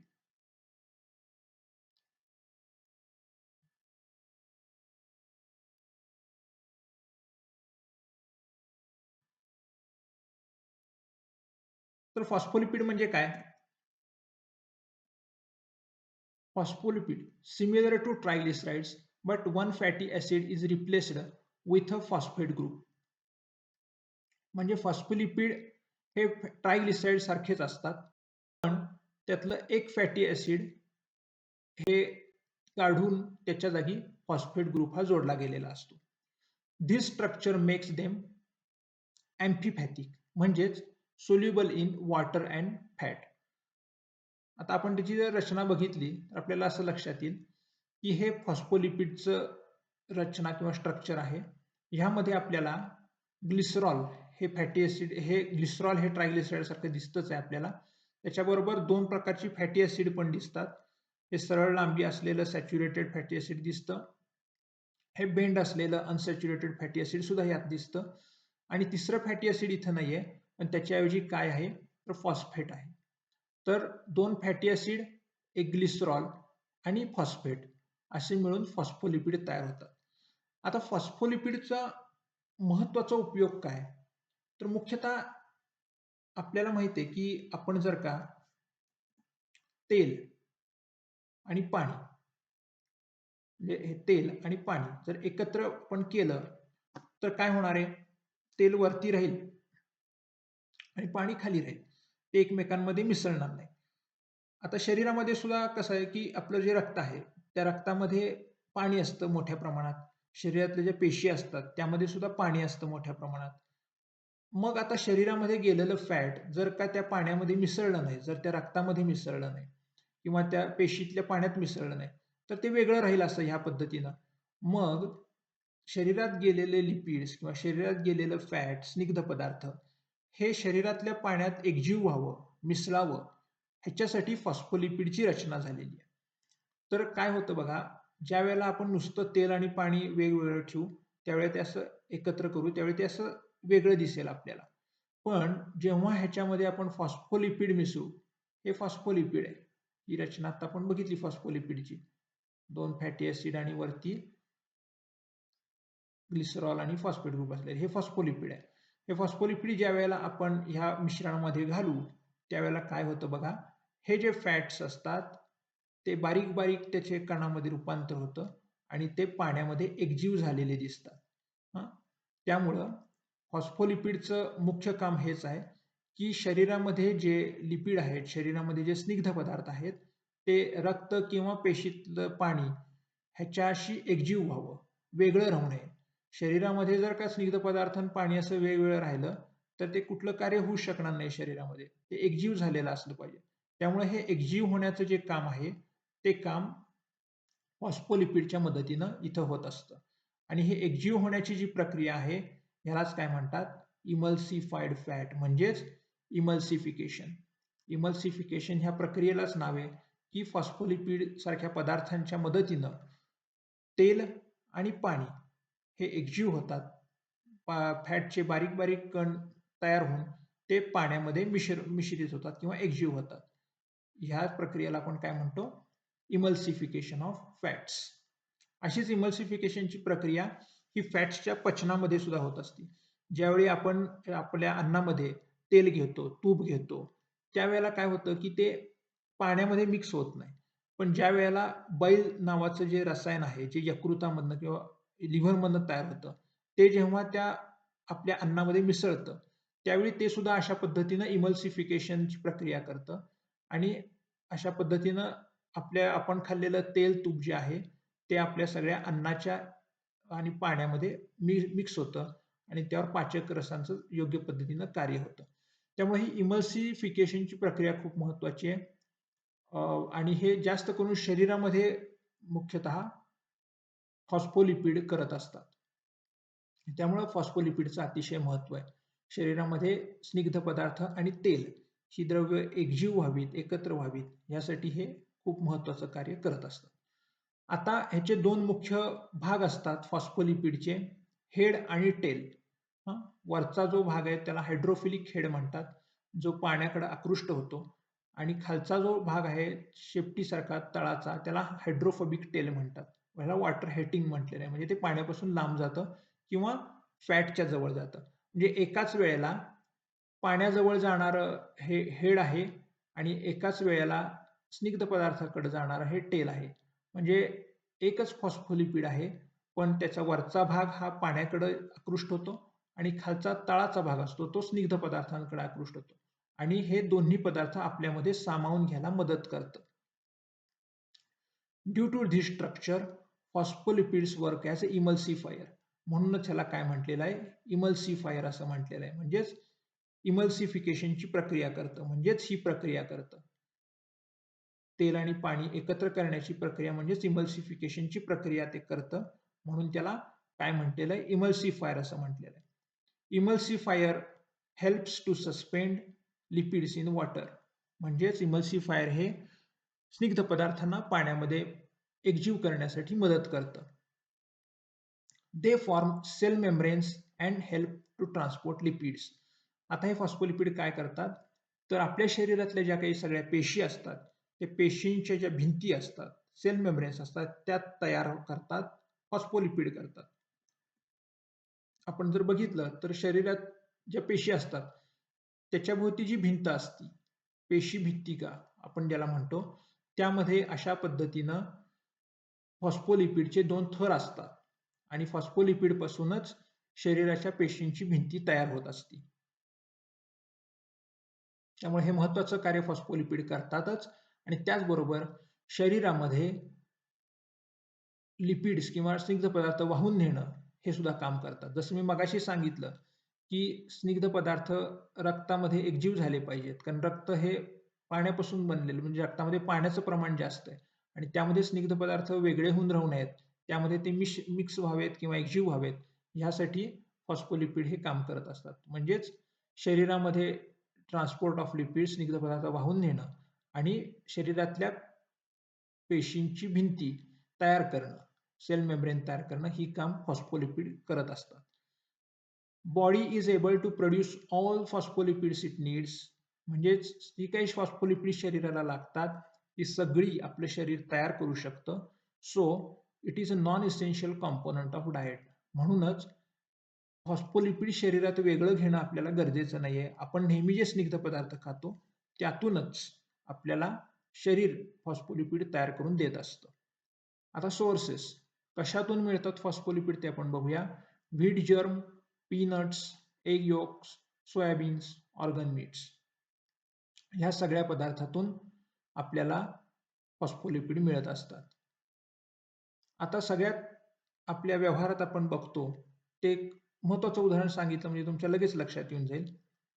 एग योक म्हणजेच अंड्याचा पिवळा भाग जो असतो त्यामध्ये जे फॉस्फोलिपिड असतं त्याला आपण काय म्हणतो, लेसिथिन. हे खूप प्रसिद्ध असं फॉस्फोलिपिड आहे. हे काय करतं, बऱ्याचदा आपण बघतो की केक तयार करताना अंड वापरलं जातं. तर ते अंड वापरण्यामागचं कारण असं असतं की केकमध्ये असणारे फॅट्स किंवा स्निग्ध पदार्थ आणि त्यात घातलं जाणारं दूध हे एकजीव होण्यासाठी एखादा फॉस्फोलिपिडची गरज असते आणि ते फॉस्फोलिपिड हे लेसिथिन असतं, जे अंड्यातल्या पिवळ्या भागात असतं. म्हणूनच जे जे केकचा सगळा भाग एकत्र एकजीव व्हावा, एकत्र यावा ह्याच्यासाठी फॅट आणि दूध हे वेगळं होऊ नये ह्याच्यासाठी त्यामध्ये अंड्याचा वापर केला जातो. It is added to cake batter to emulsify fat with the milk. म्हणूनच केकच्या मिश्रणामध्ये अंड्याचा वापर हा बऱ्याचदा केला जातो. आता बऱ्याचदा अंडी नसणारे केक सुद्धा अलीकडे आलेले आहेत, व्हेज केक आलेले आहेत. अशा वेळी काय करतात, हे लेसिथिन नावाचं द्रव्य कृत्रिमरित्या सुद्धा तयार केलं जातं किंवा इतर काही शाकाहारी पदार्थ असतात जसं सोयाबीन वगैरे, ह्याच्यातून सुद्धा हे लेसिथिन नावाचं द्रव्य काढलं जातं आणि ते सोय लेसिथिन किंवा तत्सम इतर लेसिथिनचा भाग सुद्धा त्यामध्ये वापरला जाऊ शकतो आणि त्यातून इमल्सिफिकेशन म्हणजेच स्निग्ध पदार्थ आणि पाणी एकत्र येणं हे काम त्याच्याकडनं करून घेतलं जातं. तर हे आपण थोडक्यात फॉस्फोलिपिड्सची रचना कशी असती किंवा फॉस्फोलिपिड कार्य काय करतात शरीरामध्ये हे बघितलं. मुख्यतः स्निग्ध पदार्थ आणि पाणी हे एकजीव होण्याला हे फॉस्फोलिपिड खूप गरजेचे असतात. आता आत्तापर्यंत आपण बघितलं ट्रायग्लिसराइड्स, त्यानंतर बघितलं फॉस्फोलिपिड्स आणि तिसरा महत्त्वाचा प्रकार आपण लिपिड्सचा बघतोय तो म्हणजे स्टेरॉल्स. त्यामुळे शरीरात आणि अन्नामध्ये महत्त्वाचे असणारे लिपिड्स आपण बघत असताना ट्रायग्लिसराइड, फॉस्फोलिपिड नंतर स्टेरॉल्स हे खूप महत्त्वाचे घटक पदार्थ आहेत. आता स्टेरॉल्स हे काय कार्य करतात हे आपण बघूया. Sterols have a multi ring structure, example cholesterol. आपल्याला माहित असणारं स्टेरॉल म्हणजे कोलेस्टेरॉल. आपल्या बहुतेकांच्या कानावर हा विषय कानावर पडलेला असतं कधी ना कधीतरी कोलेस्टेरॉल. तर हे कोलेस्टेरॉल ज्याचा मुख्य भाग असतो ते असतात स्टेरॉल्स.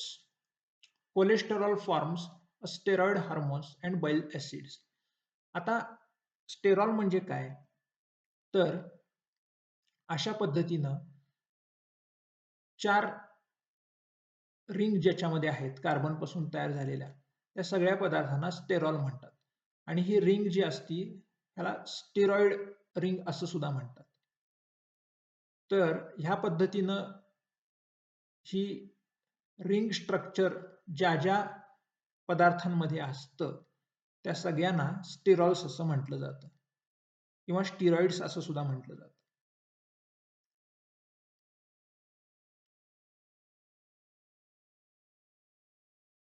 म्हणूनच इथं वर दिलेलं आहे sterols have multi ring structure. Multi ring म्हणजे ह्या 4 रिंग 1, 2, 3 आणि 4. ह्या 4 रिंग ज्या ज्या पदार्थांमध्ये असतात त्या सगळ्यांना स्टेरॉइड्स किंवा स्टेरॉल्स असं म्हटलं जातं. आता पुढे आपण बघूया. तर हे सगळीकडे बघा तुम्ही 4 रिंग तुम्हाला दिसतील. कार्बनच्या ह्याच्यापासूनच तयार झालेल्या असतात या 1, 2, 3, 4. हे कोलेस्ट्रॉलचं उदाहरण आहे. त्यानंतर आपल्या शरीरात जे एक हार्मोन असतं म्हणजे मुख्यतः स्त्रियांच्या शरीरामध्ये प्रोजेस्टेरॉन नावाचं जे हार्मोन असतं याची रचना सुद्धा अशीच असते 1, 2, 3, 4. हे सुद्धा स्टिरॉइड हार्मोन म्हणतात याला. अल्डोस्टेरॉन हे सुद्धा एक हार्मोन आहे. ह्याच्यामध्ये सुद्धा ही स्टिरॉइड रिंग आहे 1, 2, 3, 4. त्यानंतर एस्ट्रॅडियोल हे सुद्धा एक हार्मोन आहे. ह्याच्यामध्ये सुद्धा ह्या 4 रिंग आपल्याला दिसतील. कॉर्टिझॉल हे सुद्धा एक स्टिरॉइड हार्मोन आहे 1, 2, 3, 4. म्हणजे मुख्यतः ह्या पद्धतीनं जी रिंग असती त्याला स्टिरॉइड रिंग असं म्हणतात आणि ती रचना ज्याच्यामध्ये आहे त्या सगळ्यांना स्टिरॉइड किंवा स्टेरॉल्स असं म्हटलं जातं. टेस्टोस्टेरॉन हे सुद्धा पुरुषांमध्ये असणारं हार्मोन आहे. हे सुद्धा स्टिरॉइड हार्मोन म्हटलं जातं.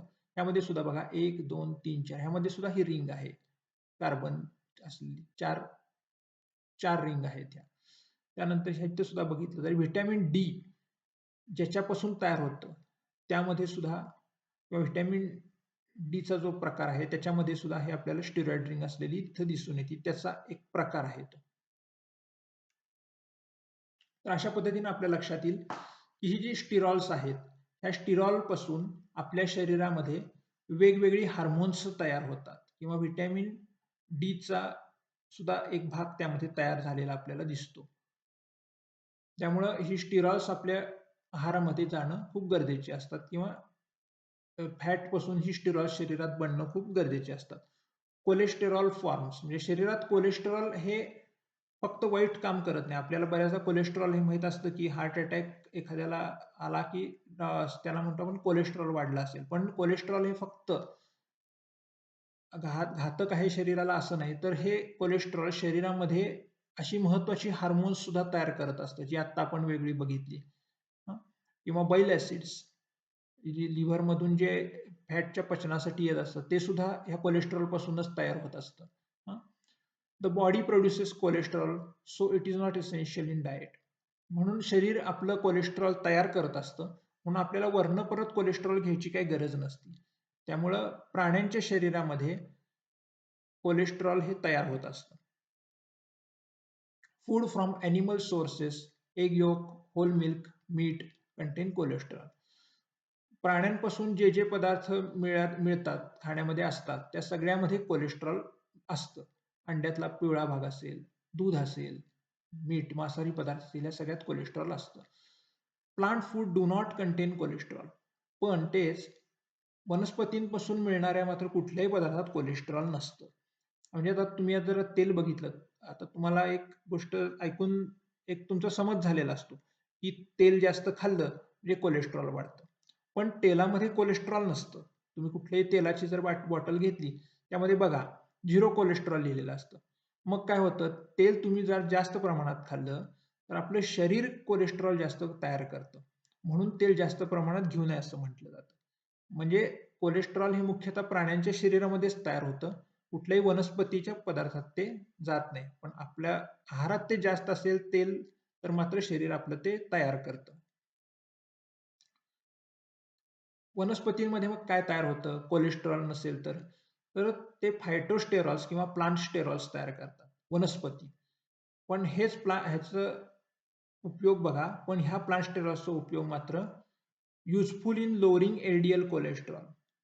ह्या स्टेरॉल्सचा उपयोग रक्तातलं बॅड कोलेस्ट्रॉल कमी करण्यासाठी होतो. हे विशेष आहे. Foods rich in plant sterols are wheat germ, sesame seeds, pistachios and sunflower seeds. आता कशा कशात हे प्लांट स्टेरॉल असतात, तर गव्हाचा हा एक भाग आहे, त्यानंतर तीळ आहेत, पिस्ता आहे आणि सूर्यफुलाची बिया आहेत. ह्या सगळ्यामध्ये हे प्लांट स्टेरॉल्स जास्त प्रमाणात मिळतात आणि ह्या प्लांट स्टेरॉल्सचा उपयोग काय होतो, तर हे कोलेस्ट्रॉल कमी करायला मदत करतात. कारण ते कोलेस्ट्रॉलचं जे शोषण असतं, ते आतड्यातून कमी प्रमाणात करतात आणि त्यामुळे रक्तातलं पण कोलेस्ट्रॉल कमी व्हायला त्याची मदत होती. तर एकूणच तुमच्या आता लक्षात आलं असेल, की स्टेरॉल्स हे फॅट सारखेच एक प्रकार आहे आणि त्याची रचना ही ह्या पद्धतीनं 4 रिंग स्ट्रक्चरची असती. मल्टी रिंग स्ट्रक्चरची त्याची रचना असती. त्याचं स्टेरॉल्सचं प्राण्यांमध्ये जे स्टेरॉल असतं ते मुख्यतः कुठलं असतं? कोलेस्ट्रॉल असतं आणि वनस्पतींमध्ये असतात ते कुठले असतात? फायटोस्टेरॉल किंवा प्लांट स्टेरॉल असतात. प्राण्यांमध्ये जे कोलेस्ट्रॉल असतं ते अंडी, दूध, मांसाहारी पदार्थ ह्यात जास्त करून मिळतं. तर वनस्पतींमध्ये जे प्लांट स्टेरॉल असतात ते आत्ता मी सांगितलं तसं तीळ, व्हीट जर्म, पिस्ते आणि सूर्यफुलाच्या बिया ह्यात जास्त प्रमाणात असतात. वनस्पतीतलं प्लांट स्टेरॉल हे रक्तातलं कोलेस्ट्रॉल कमी करण्यासाठी उपयोगी होऊ शकतं.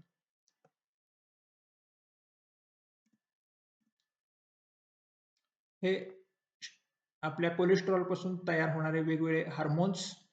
त्यामुळे कोलेस्ट्रॉल हे योग्य प्रमाणात जर शरीरात तयार झालं तर ते शरीराला चांगलंच आहे. कारण हे सगळे प्रकारचे जी हार्मोन्स आहेत ही कोलेस्ट्रॉलमुळेच शरीरामध्ये पुढे तयार होऊ शकतात. पण तेच कोलेस्ट्रॉल जर जास्त झालं तर ते मात्र ते शरीराला हानिकारक आणि घातक होऊ शकतं.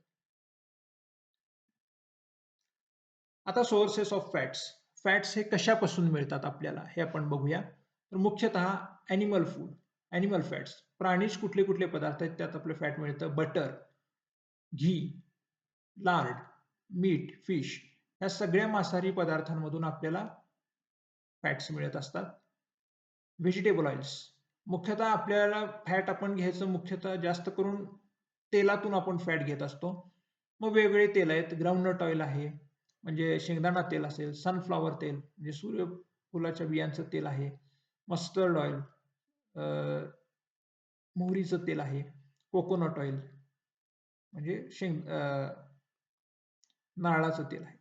तर हे वेगवेगळ्या प्रकारची तेलं आहेत. ह्यातनं आपल्याला दररोज फॅट्स भरपूर मिळत असतात.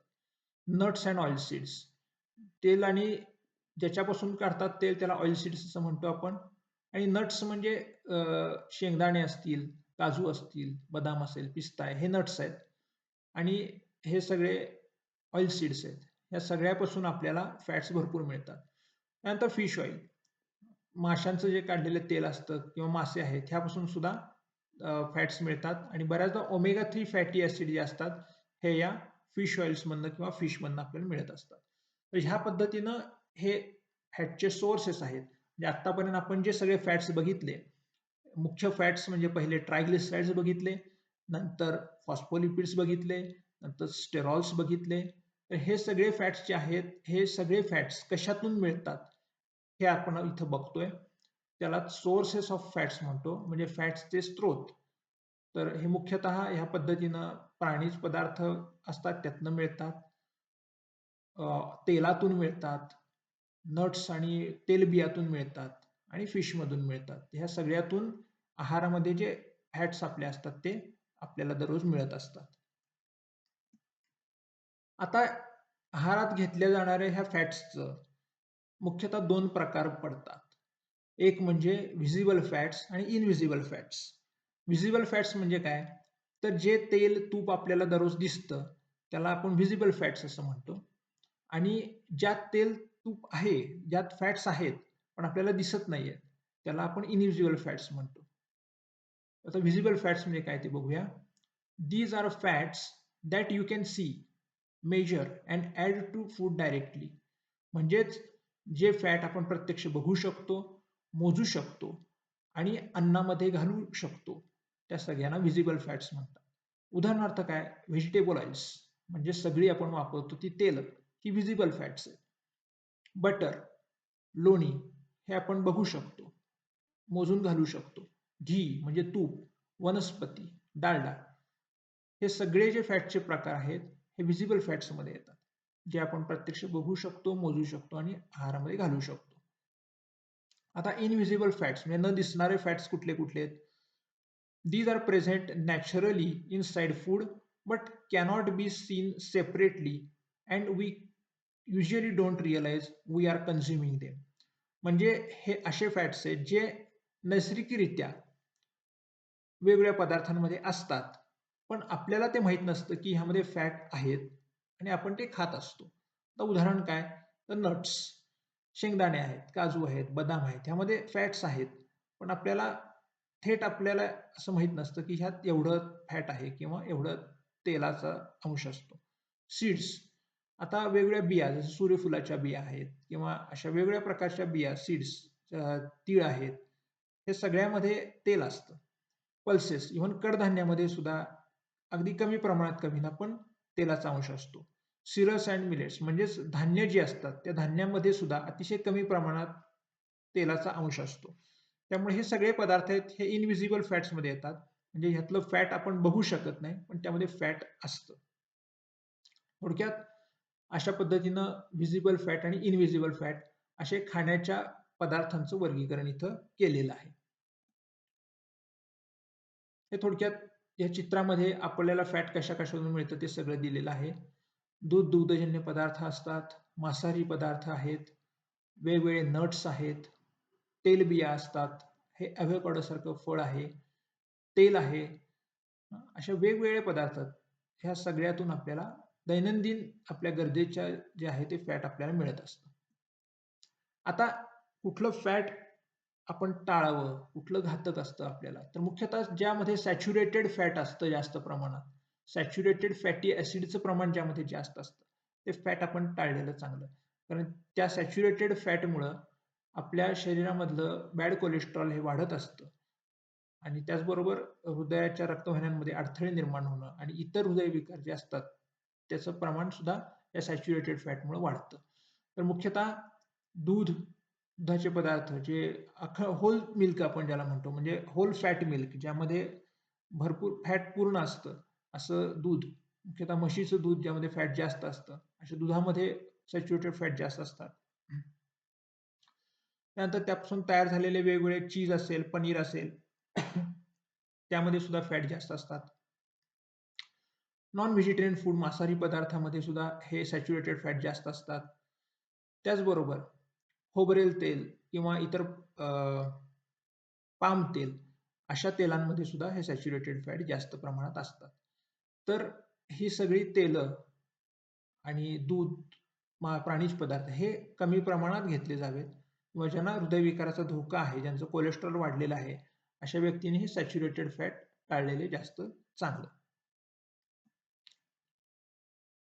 आता आत्तापर्यंत आपण बघितलं की लिपिड्सचे प्रकार, triglyceride, phospholipid, sterols.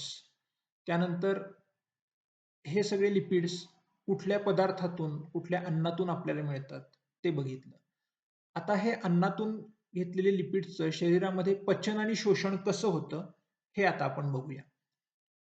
Lipid digestion overview म्हणजे ह्या लिपिडचं पचन कसं होतं.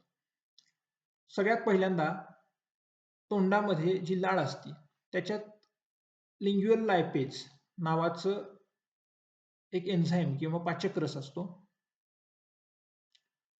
हा फॅट्सचं पचन सुरू करतो. पण मुख्यतः हा पाचक रस पोटामध्ये गेल्यानंतर त्याची ऍक्शन जास्त तो चांगल्या पद्धतीनं करत असतो. Lingual lipase from mouth hydrolyzes short and medium chain triglycerides more readily than it does long chain triglycerides. म्हणजे मुख्यतः शॉर्ट आणि मीडियम चेन जे ट्रायग्लिसराइड आहेत त्यांचं पचन हे मुख्यतः लाळेतल्या लिंग्युअल लायपेज मधून होत असतं. गॅस्ट्रिक लायपेज म्हणजे स्टमकमध्ये, आपल्या शरीरात स्टमकमध्ये हे गॅस्ट्रिक लायपेज तयार होतं. Gastric lipase from stomach hydrolyzes short and medium chain triglycerides more readily than it does long chain triglycerides in stomach. म्हणजेच आपल्या आहारामध्ये जे शॉर्ट चेन आणि मीडियम चेनचे ट्रायग्लिसराइड असतात, कमी लांबीचे फॅटी ऍसिड असणारे ट्रायग्लिसराइड जे असतात त्यांचं पचन हे थोड्या प्रमाणामध्ये लाळ आणि पोटातला गॅस्ट्रिक लायपेज हे दोन पाचकरस करत असतात सुरुवातीला.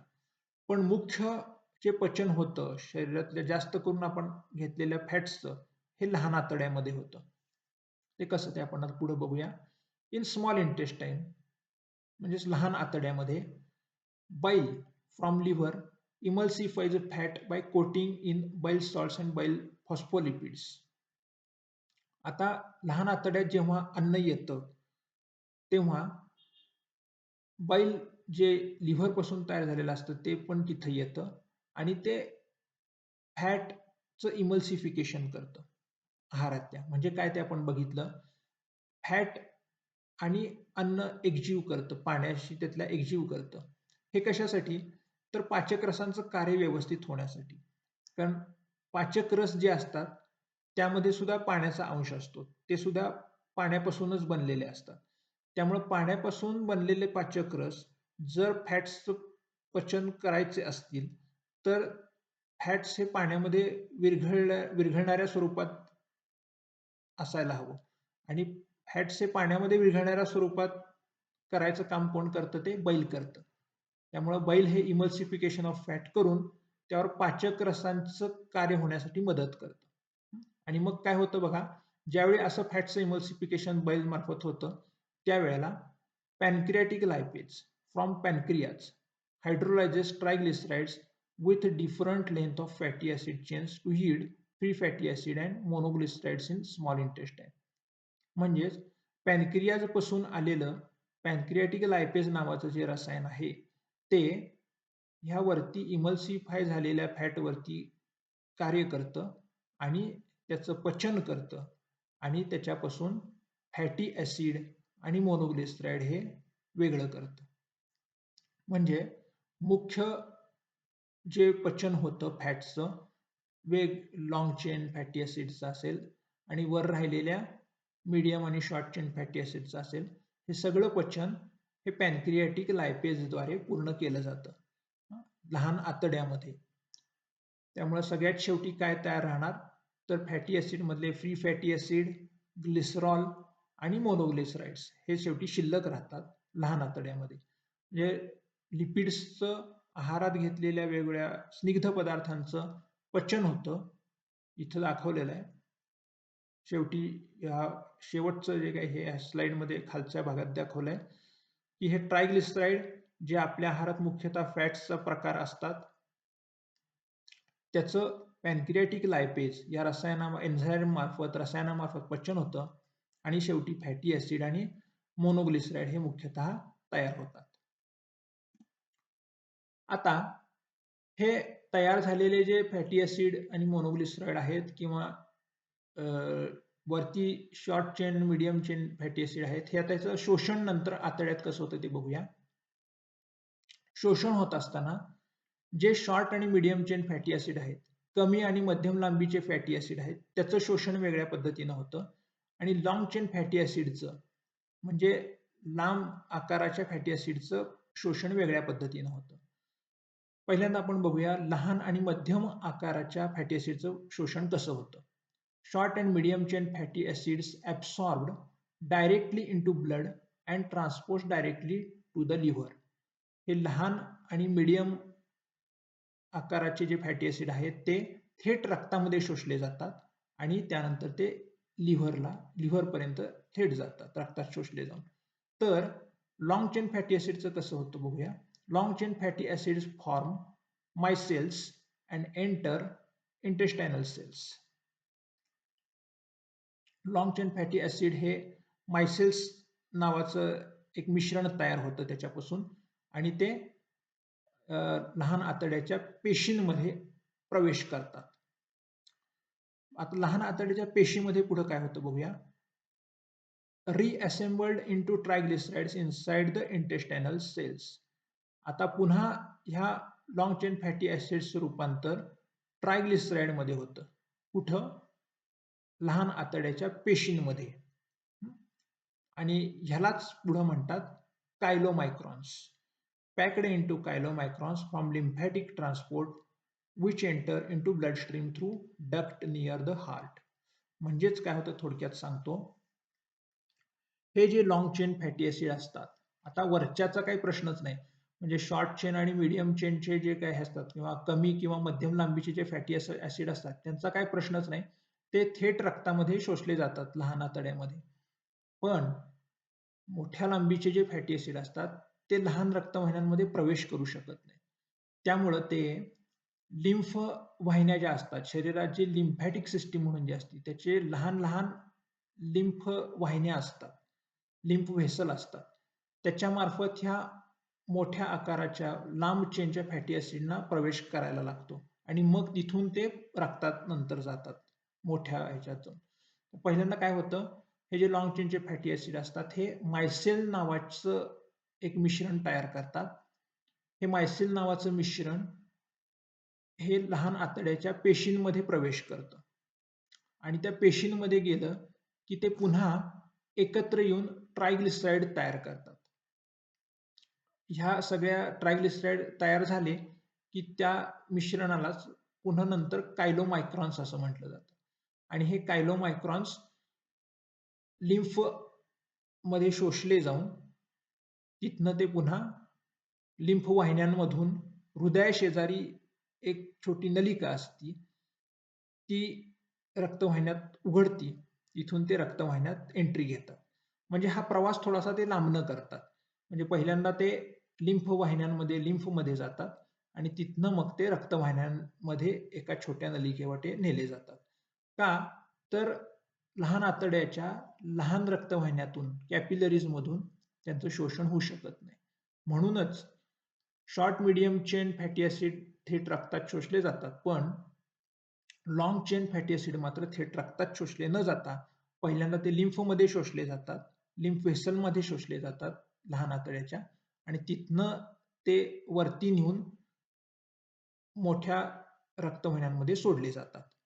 अशा पद्धतीनं मोठ्या फॅटी ॲसिड्सचं किंवा लॉंग चेन फॅटी ॲसिड्सचं शोषण हे शरीरामध्ये होत असतं आणि लहान आतड्यापासून रक्तवाहिन्यांपर्यंत ते ज्या मिश्रणातून जातं किंवा ज्या प्रकारातून जातं त्या प्रकारालाच कायलोमायक्रॉन्स असं म्हणतात. आणि हे कायलोमायक्रॉन्स काय असतात हे आपण पुढे आता बघणार आहे. तर पुढचा प्रकार जो आहे आता आपण बघितलं की लिपिड्सचं म्हणजे स्निग्ध पदार्थांचं शरीरात पचन कसं होतं आणि शोषण कसं होतं. डायजेशन म्हणजे लिपिड्सचं पचन आणि ऍब्सॉर्प्शन म्हणजे लिपिड्सचं शोषण. हे झाल्यानंतर शरीरामध्ये गेल्यानंतर हे लिपिड्स कसे वाहून नेले जातात पूर्ण शरीरभर, तर ते लायपोप्रोटीन्स यांच्यामार्फत ते वाहून नेले जातात. शरीरामध्ये लायपोप्रोटीन्स नावाचे जे घटक असतात त्यांच्या मार्फत आतड्याकडून आलेले जे फॅट्स आहेत किंवा लिपिड्स आहेत ते पूर्ण शरीरभर वाहून नेले जातात. म्हणूनच काय म्हटलंय बघा, lipids are carried in blood as a part of लायपोप्रोटीन.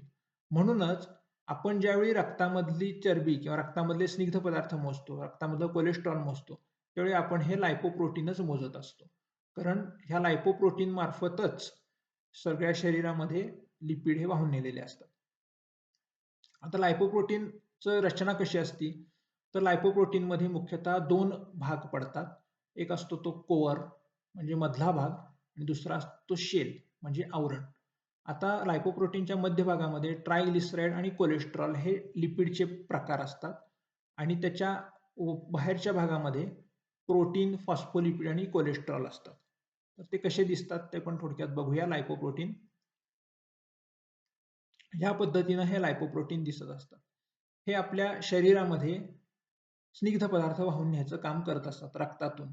रक्तातून स्निग्ध पदार्थ वाहून नेणं हे या लायपोप्रोटीनचं मुख्य काम आहे. आता हे बघा, ह्याच्या मध्यभागी ट्रायग्लिसराईड आहेत. इथं ह्याच्या बाहेरच्या भागात प्रोटीन आहेत,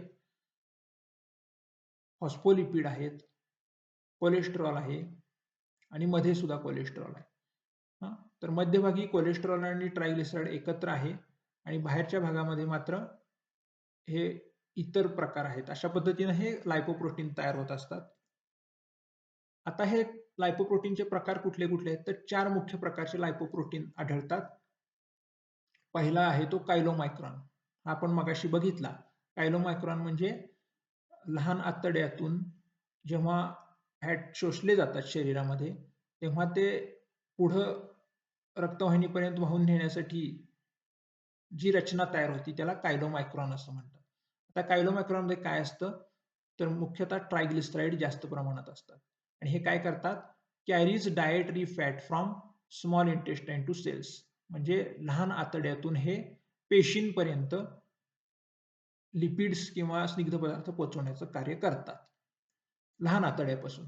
आणि हितनं पुढचे जे 3 लायपोप्रोटीन्स आहेत ते मात्र लिव्हरमध्ये तयार होतात आणि ते लिव्हरमधनं सगळ्या शरीरापर्यंत लिपिड्सचं वहन करत असतात. त्यातला पहिला प्रकार VLDL म्हणजे त्याला व्हेरी लो डेन्सिटी लायपोप्रोटीन म्हणतात. ह्यामध्ये सुद्धा मुख्यतः ट्रायग्लिसराईड असतं. Carries lipids from liver to cells.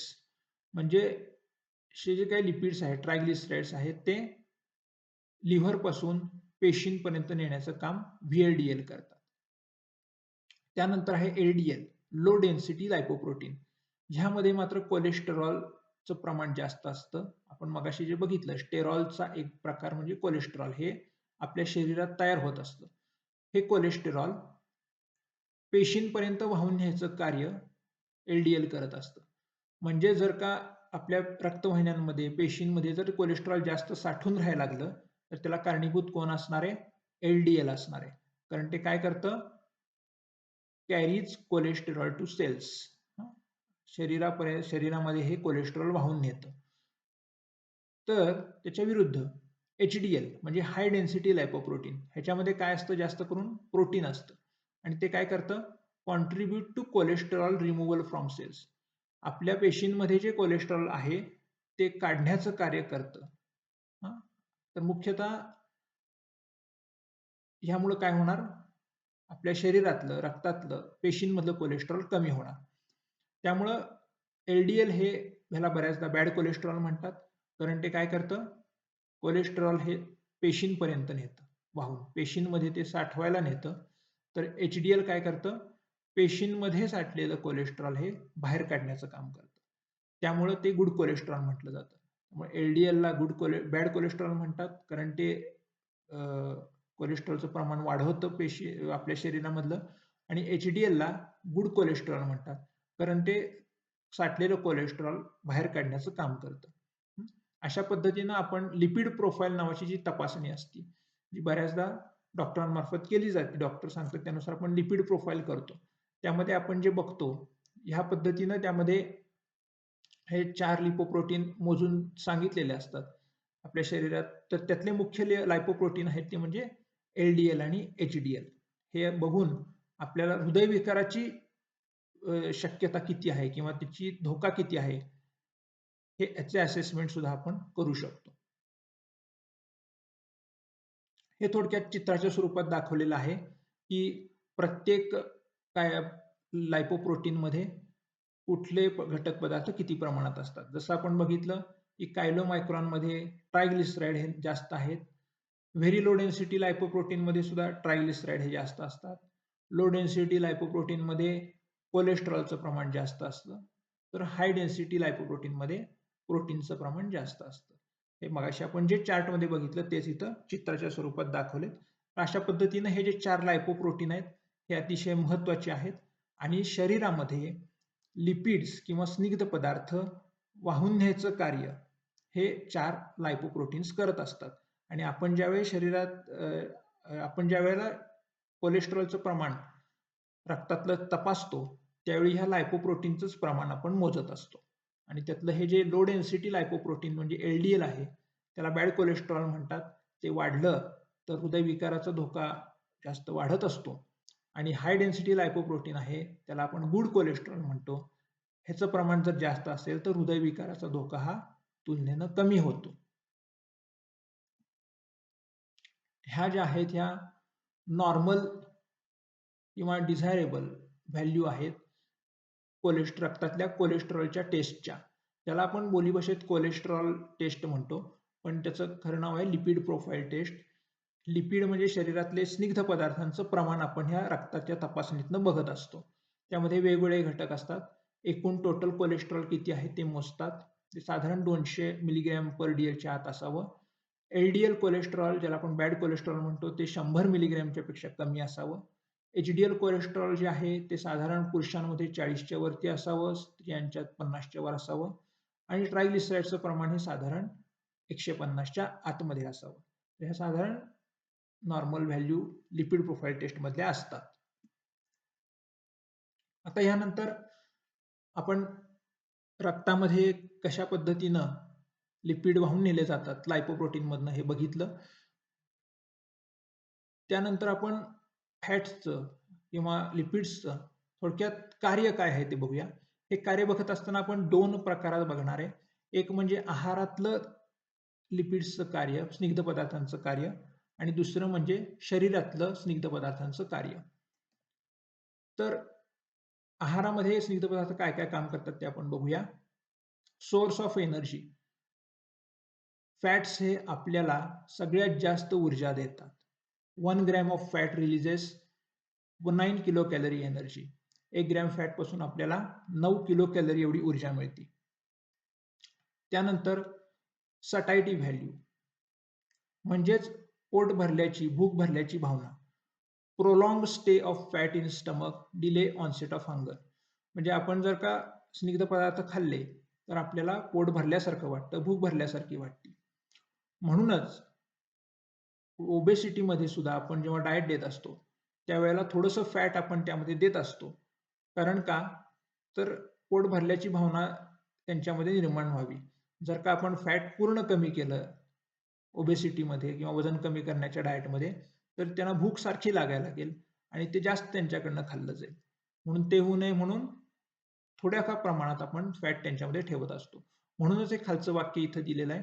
Moderate fat reducing diet is more successful in weight control than very low fat diet. म्हणजे मॉडरेट प्रमाणात फॅट आपण जर दिलं, मध्यम प्रमाणात फॅट आपण दिलं, तर ते उपयुक्त ठरतं वजन कमी करण्याच्या डाएटमध्ये. एकदमच आपण फॅट कमी केलं किंवा बंद केलं तर ते तेवढं डाएट युजफुल होत नाही, कारण मग त्यांना भूक जास्त लागायला लागते. म्हणूनच हे जे कार्य आहे फॅट्सचं हे खूप महत्त्वाचं आहे. सॅटिस्फॅक्टरी व्हॅल्यू म्हणजे भूक भरल्याची भावना जी आहे ती फॅटमुळं निर्माण होते आणि जास्त खाल्लं जात नाही, वारंवार खाल्लं जात नाही. त्यानंतर पुढचं कार्य जे आहे फॅट्सचं, carrier of fat soluble vitamins. म्हणजेच फॅटमध्ये विरघळणारी काही व्हिटॅमिन्स आहेत, त्यांचं वहन करण्याचं कार्यसुद्धा फॅट्समार्फत होत असतं. उदाहरणार्थ व्हिटॅमिन ए असेल, व्हिटॅमिन डी असेल, व्हिटॅमिन ई असेल, व्हिटॅमिन के असेल. ही जी 4 व्हिटॅमिन्स आहेत, ही फॅटमध्ये किंवा स्निग्ध पदार्थात विरघळतात आणि आहारात ती व्हिटॅमिन्स आपण घेतली, तर ती फॅट सोल्युबल असल्यामुळं स्निग्ध पदार्थात ती विरघळतात आणि त्यामार्फत ती आपल्या शरीराला मिळत असतात. शेवटचं कार्य आहे आहारातलं पॅलेटॅबिलिटी म्हणजे चव आणणं अन्नाला.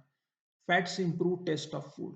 आपल्याला माहीतच आहे की फॅट ज्यामध्ये जास्त आहे ते पदार्थ जास्त चविष्ट लागतात. Many flavours and aromas of foods are soluble in fat. आहारातले बरेच जे फ्लेवर्स असतात किंवा वेगळे सुगंधी द्रव्य असतात, ती फॅटमध्ये विरघळतात आणि आपल्याला ते फ्लेवर आणि ते वास त्या अन्नामध्ये लागलेले दिसतात. बऱ्याचदा आपण फोडणी घालतो, फोडणीमध्ये आपण जे मसाले घालतो, त्याचा वास त्यामुळेच आपल्या आहाराला लागलेला असतो आणि त्यामुळं त्याची चवसुद्धा वाढते. अशा पद्धतीनं हे जे फॅट्सचे आहेत ती मुख्य कार्य आहेत. मुख्यतः ऊर्जा पुरवतं, पोट भरण्याचं काम करतं, भूक कमी करण्याचं काम करतं, फॅट सोल्युबल व्हिटॅमिन्स वहनाचं काम करतं आणि अन्नाला चव आणतं. ही मुख्य आहारामध्ये फॅटची कामं आहेत.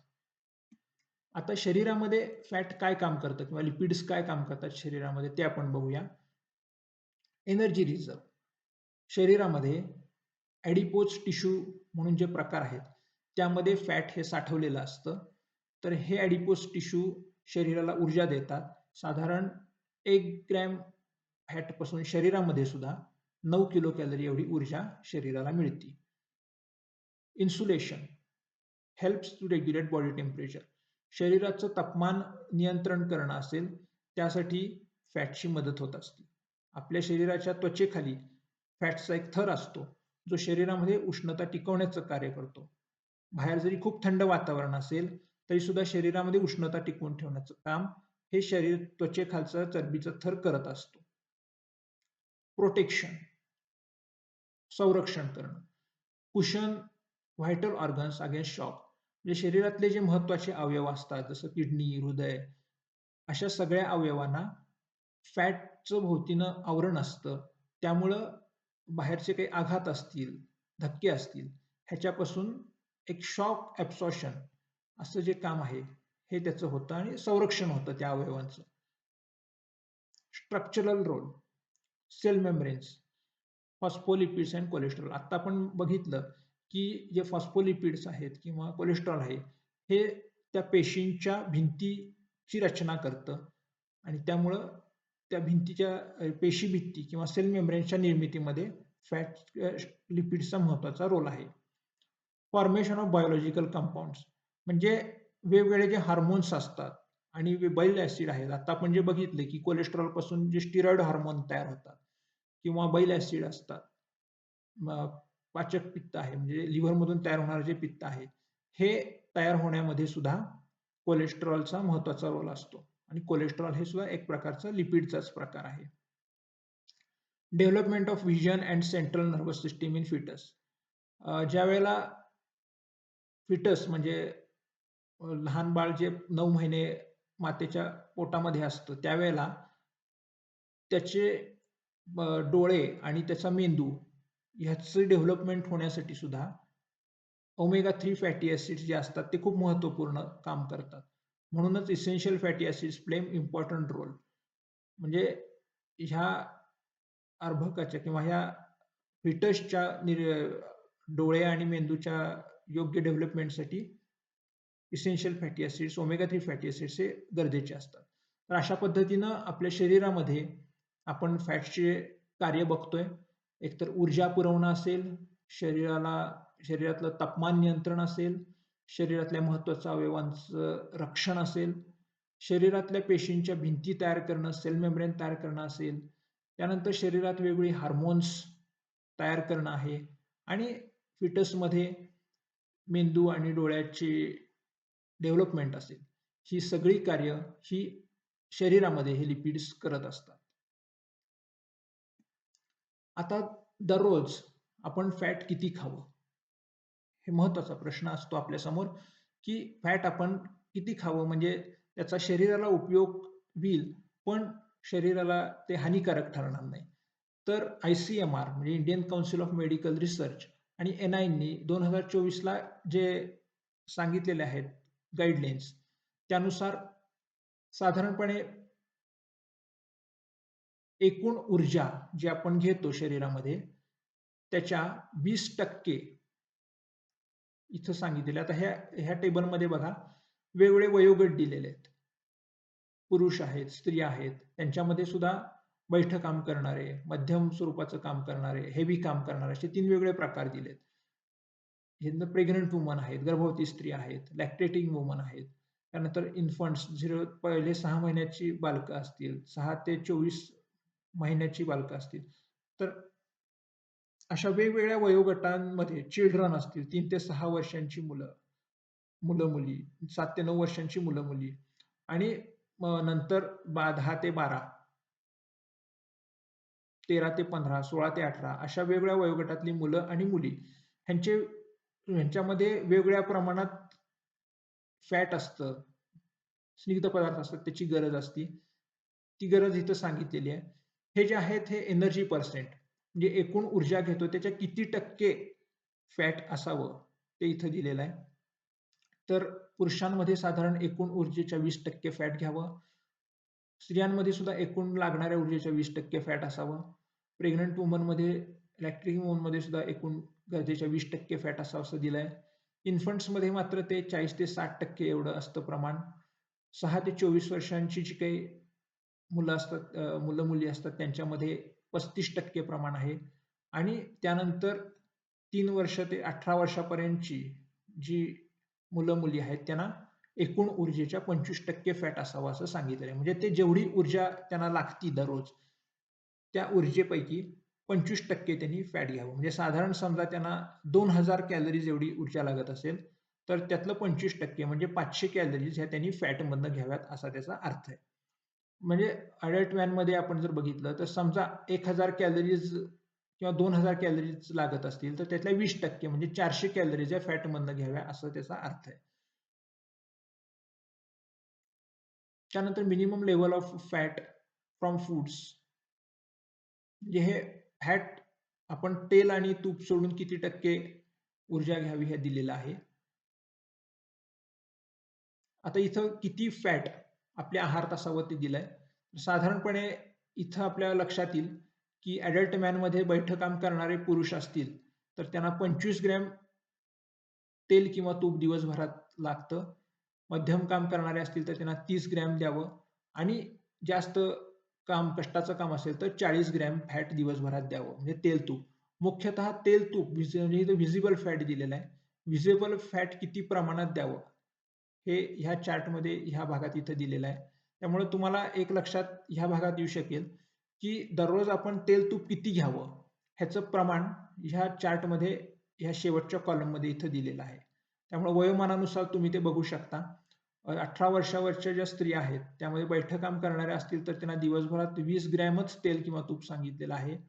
जर ते मध्यम स्वरूपाचं कष्टाचं काम असेल तर 25 ग्रॅम आणि अगदी कष्टाचं जास्त काम असेल तर 30 ग्रॅम एवढं फॅट दररोज त्यांनी घ्यावं. तेल किंवा तूप किंवा बटर असं सांगितलेलं आहे. त्यानंतर प्रेग्नंट वुमन, लॅक्टेटिंग वुमनमध्ये 30 ग्रॅम सांगितलेलं आहे दररोज. आणि लहान मुलांमध्ये मात्र त्याचं प्रमाण थोडं जास्त प्रमाणात घेतलं तरी चालू शकतं. कारण वाढीचं वय असल्यामुळे त्यांना ऊर्जेची पण तेवढीच जास्त गरज असते आणि फॅट आपल्याला माहिती आहे की त्यातनं ऊर्जाही मोठ्या प्रमाणात मिळत असते. त्यामुळे एकूणच ह्या चार्टचा एक अर्थ किंवा अर्थ आपल्या लक्षात येईल, की आपल्याला एकूण ऊर्जेच्या किती टक्के फॅट आपण घेतलं पाहिजे ते इथं लक्षात आलेलं आहे आणि शेवटच्या कॉलममध्ये आपल्याला साधारणपणे किती ग्रॅम व्हिजिबल फॅट आपण घ्यावं ह्याचं मार्गदर्शन तिथं केलेलं आहे. त्यात व्हिजिबल फॅट म्हणजे तेल आणि तुपाचं प्रमाण आपल्या दररोजच्या आहारात किती ग्रॅम असावं हे कॉलम मध्ये इथं आपल्याला दिलेलं दिसून येतं. थोडक्यात सांगायचं झालं तर fat intake in daily diet can be between 20 to 30% of total energy. म्हणजे एकूण ऊर्जेच्या गरजेपैकी 20 ते 30% हे ऊर्जा फॅटमधनं आपण घ्यावी. त्यानंतर अल्फा लिनोलेनिक ऍसिड म्हणजे ओमेगा 3 फॅटी ऍसिडचं प्रमाण 1.6 ग्रॅम दररोज पुरुषांमध्ये असावं आणि 1.1 ग्रॅम स्त्रियांमध्ये असावं. म्हणजे एवढं ओमेगा 3 फॅटी ऍसिड किमान आपल्या खाण्यामध्ये दररोज असलं पाहिजे. American heart association encourage to consume 2 serving of fatty fish per week for optimal cardiovascular health and improvements in brain health. American heart असोसिएशननं जे लोक फिश खातात त्यांना आठवड्यातून 2 सर्व्हिंग फॅटी फिशच्या घ्यायला सांगितलेले आहेत. Minimise intake of trans fatty acids. Trans fatty acid हे कमीत कमी घ्यावं किंवा घेऊच नये. आणि to limit saturated fatty acid intake, consume low fat milk and dairy food, moderate consumption of beef and mutton. म्हणजे थोडक्यात काय तर ट्रान्स फॅटी ऍसिड हे कमीत कमी घ्यावेत किंवा घेऊ नयेत आणि सॅच्युरेटेड फॅटी ऍसिडचं प्रमाण सुद्धा आहारामध्ये कमीत कमी ठेवावं असं सांगितलेलं आहे.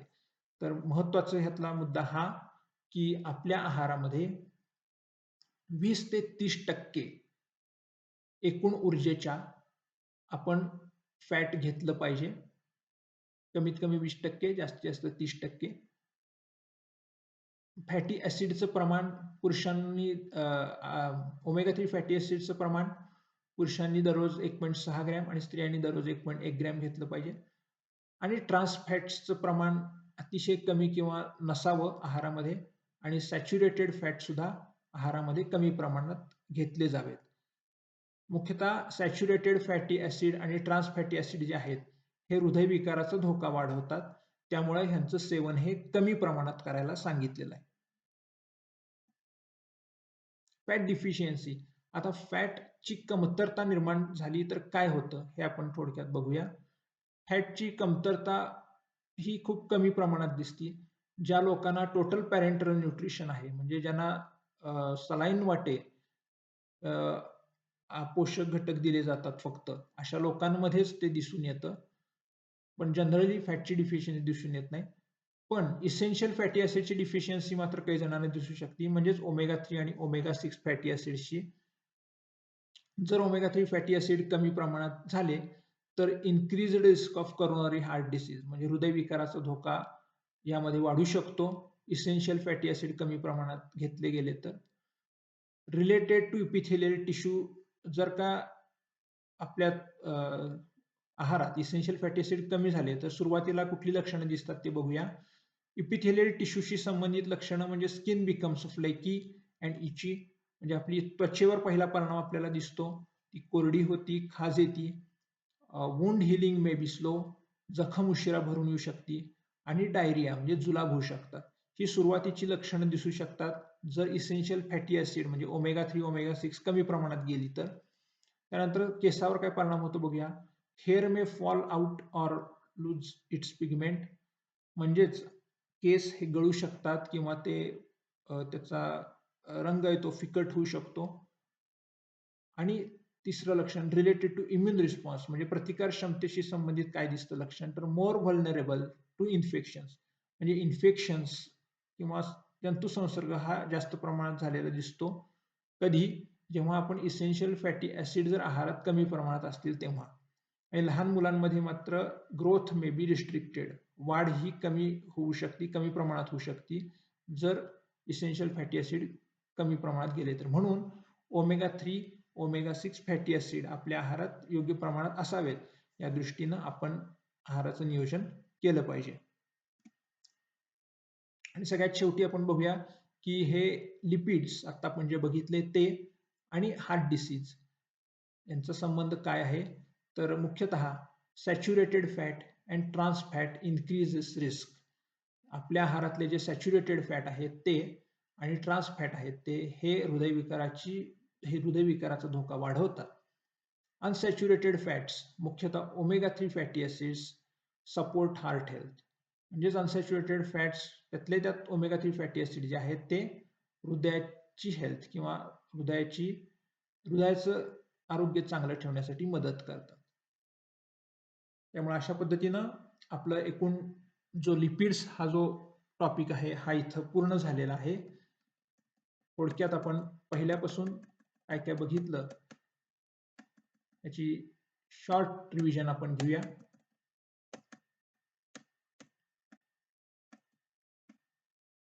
मुख्यतः लिपिड्स, फॅट्स, ऑइल कशाला म्हणतात हे आपण बघितलं. लिपिड्स हे कुठल्या कुठल्या रासायनिक पदार्थातून तयार होतात ते बघितलं. लिपिड्सचे 3 प्रकार बघितले. मुख्य लिपिड्स रचना बघितली. फॅटी ऍसिड्सची रचना, ट्रायग्लिसराइड, डायग्लिसराइड, मोनोग्लिसराइड हे प्रकार त्याची माहिती घेतली. ह्या ट्रायग्लिसराइडमध्ये त्याचा रचनेचा भाग असलेले फॅटी ऍसिड्स त्याचे जे 4 प्रकार आहेत, सॅच्युरेशन नुसार, चेनच्या लेंथ नुसार, कॉन्फिगरेशन नुसार आणि एसेन्शियल नुसार ते बघितले. ट्रायग्लिसराइड आणि फॅटी ऍसिडची रचना बघितल्यानंतर दुसरं महत्वाचं जे लिपिडचा प्रकार आहे फॉस्फोलिपिड त्याची माहिती घेतली. इमल्सिफिकेशन म्हणजे तेल, स्निग्ध पदार्थ, लिपिड्स आणि पाणी एकत्र करण्याच्या प्रक्रियेत त्याचा किती महत्वाचा रोल असतो त्याची माहिती घेतली. त्यानंतर स्टेरॉल्सची माहिती घेतली. हे ट्रायग्लिसराइड, फॉस्फोलिपिड, त्यानंतर स्टिरॉल्स हे तिसरं महत्वाचं लिपिड त्याची माहिती घेतली. स्टिरॉल्समध्ये प्राण्यांच्या शरीरात तयार होणारं कोलेस्टेरॉल आणि वनस्पतींमध्ये तयार होणारे प्लांट स्टेरॉल्स ह्यांची माहिती घेतली.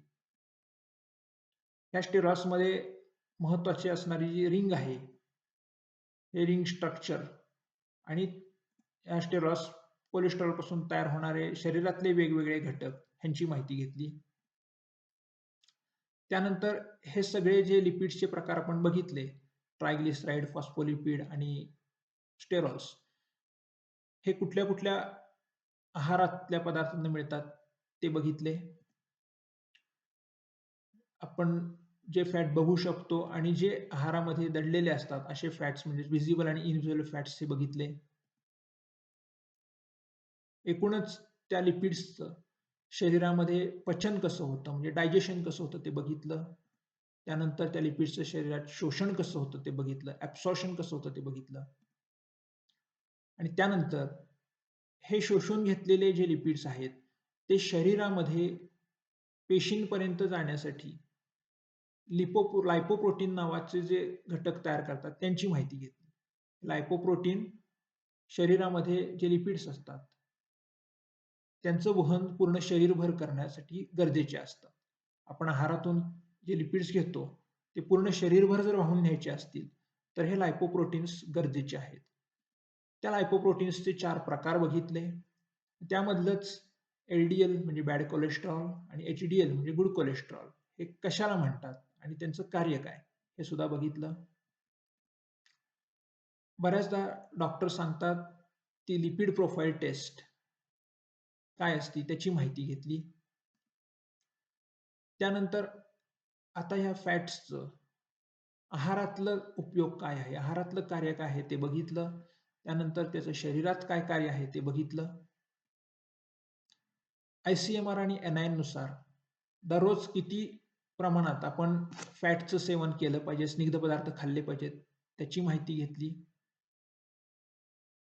फॅटची कमतरता असेल तर कुठले आजार होऊ शकतात किंवा इसेन्शियल फॅटी ऍसिड कमी पडली तर कुठले विकार होऊ शकतात ह्याची माहिती घेतली. आणि शेवटी हृदयाचं आरोग्य किंवा हृदयविकार आणि लिपिड्स यांचा काय संबंध असतो ह्याची माहिती घेतली. अशा पद्धतीनं हे जे लिपिड्स आहेत हे आपल्या आहारातलं महत्वाचं पोषक घटक आहे आणि त्यानुसार आता आपण पूर्ण लिपिड्सचा अभ्यास इथं पूर्ण केलेला आहे.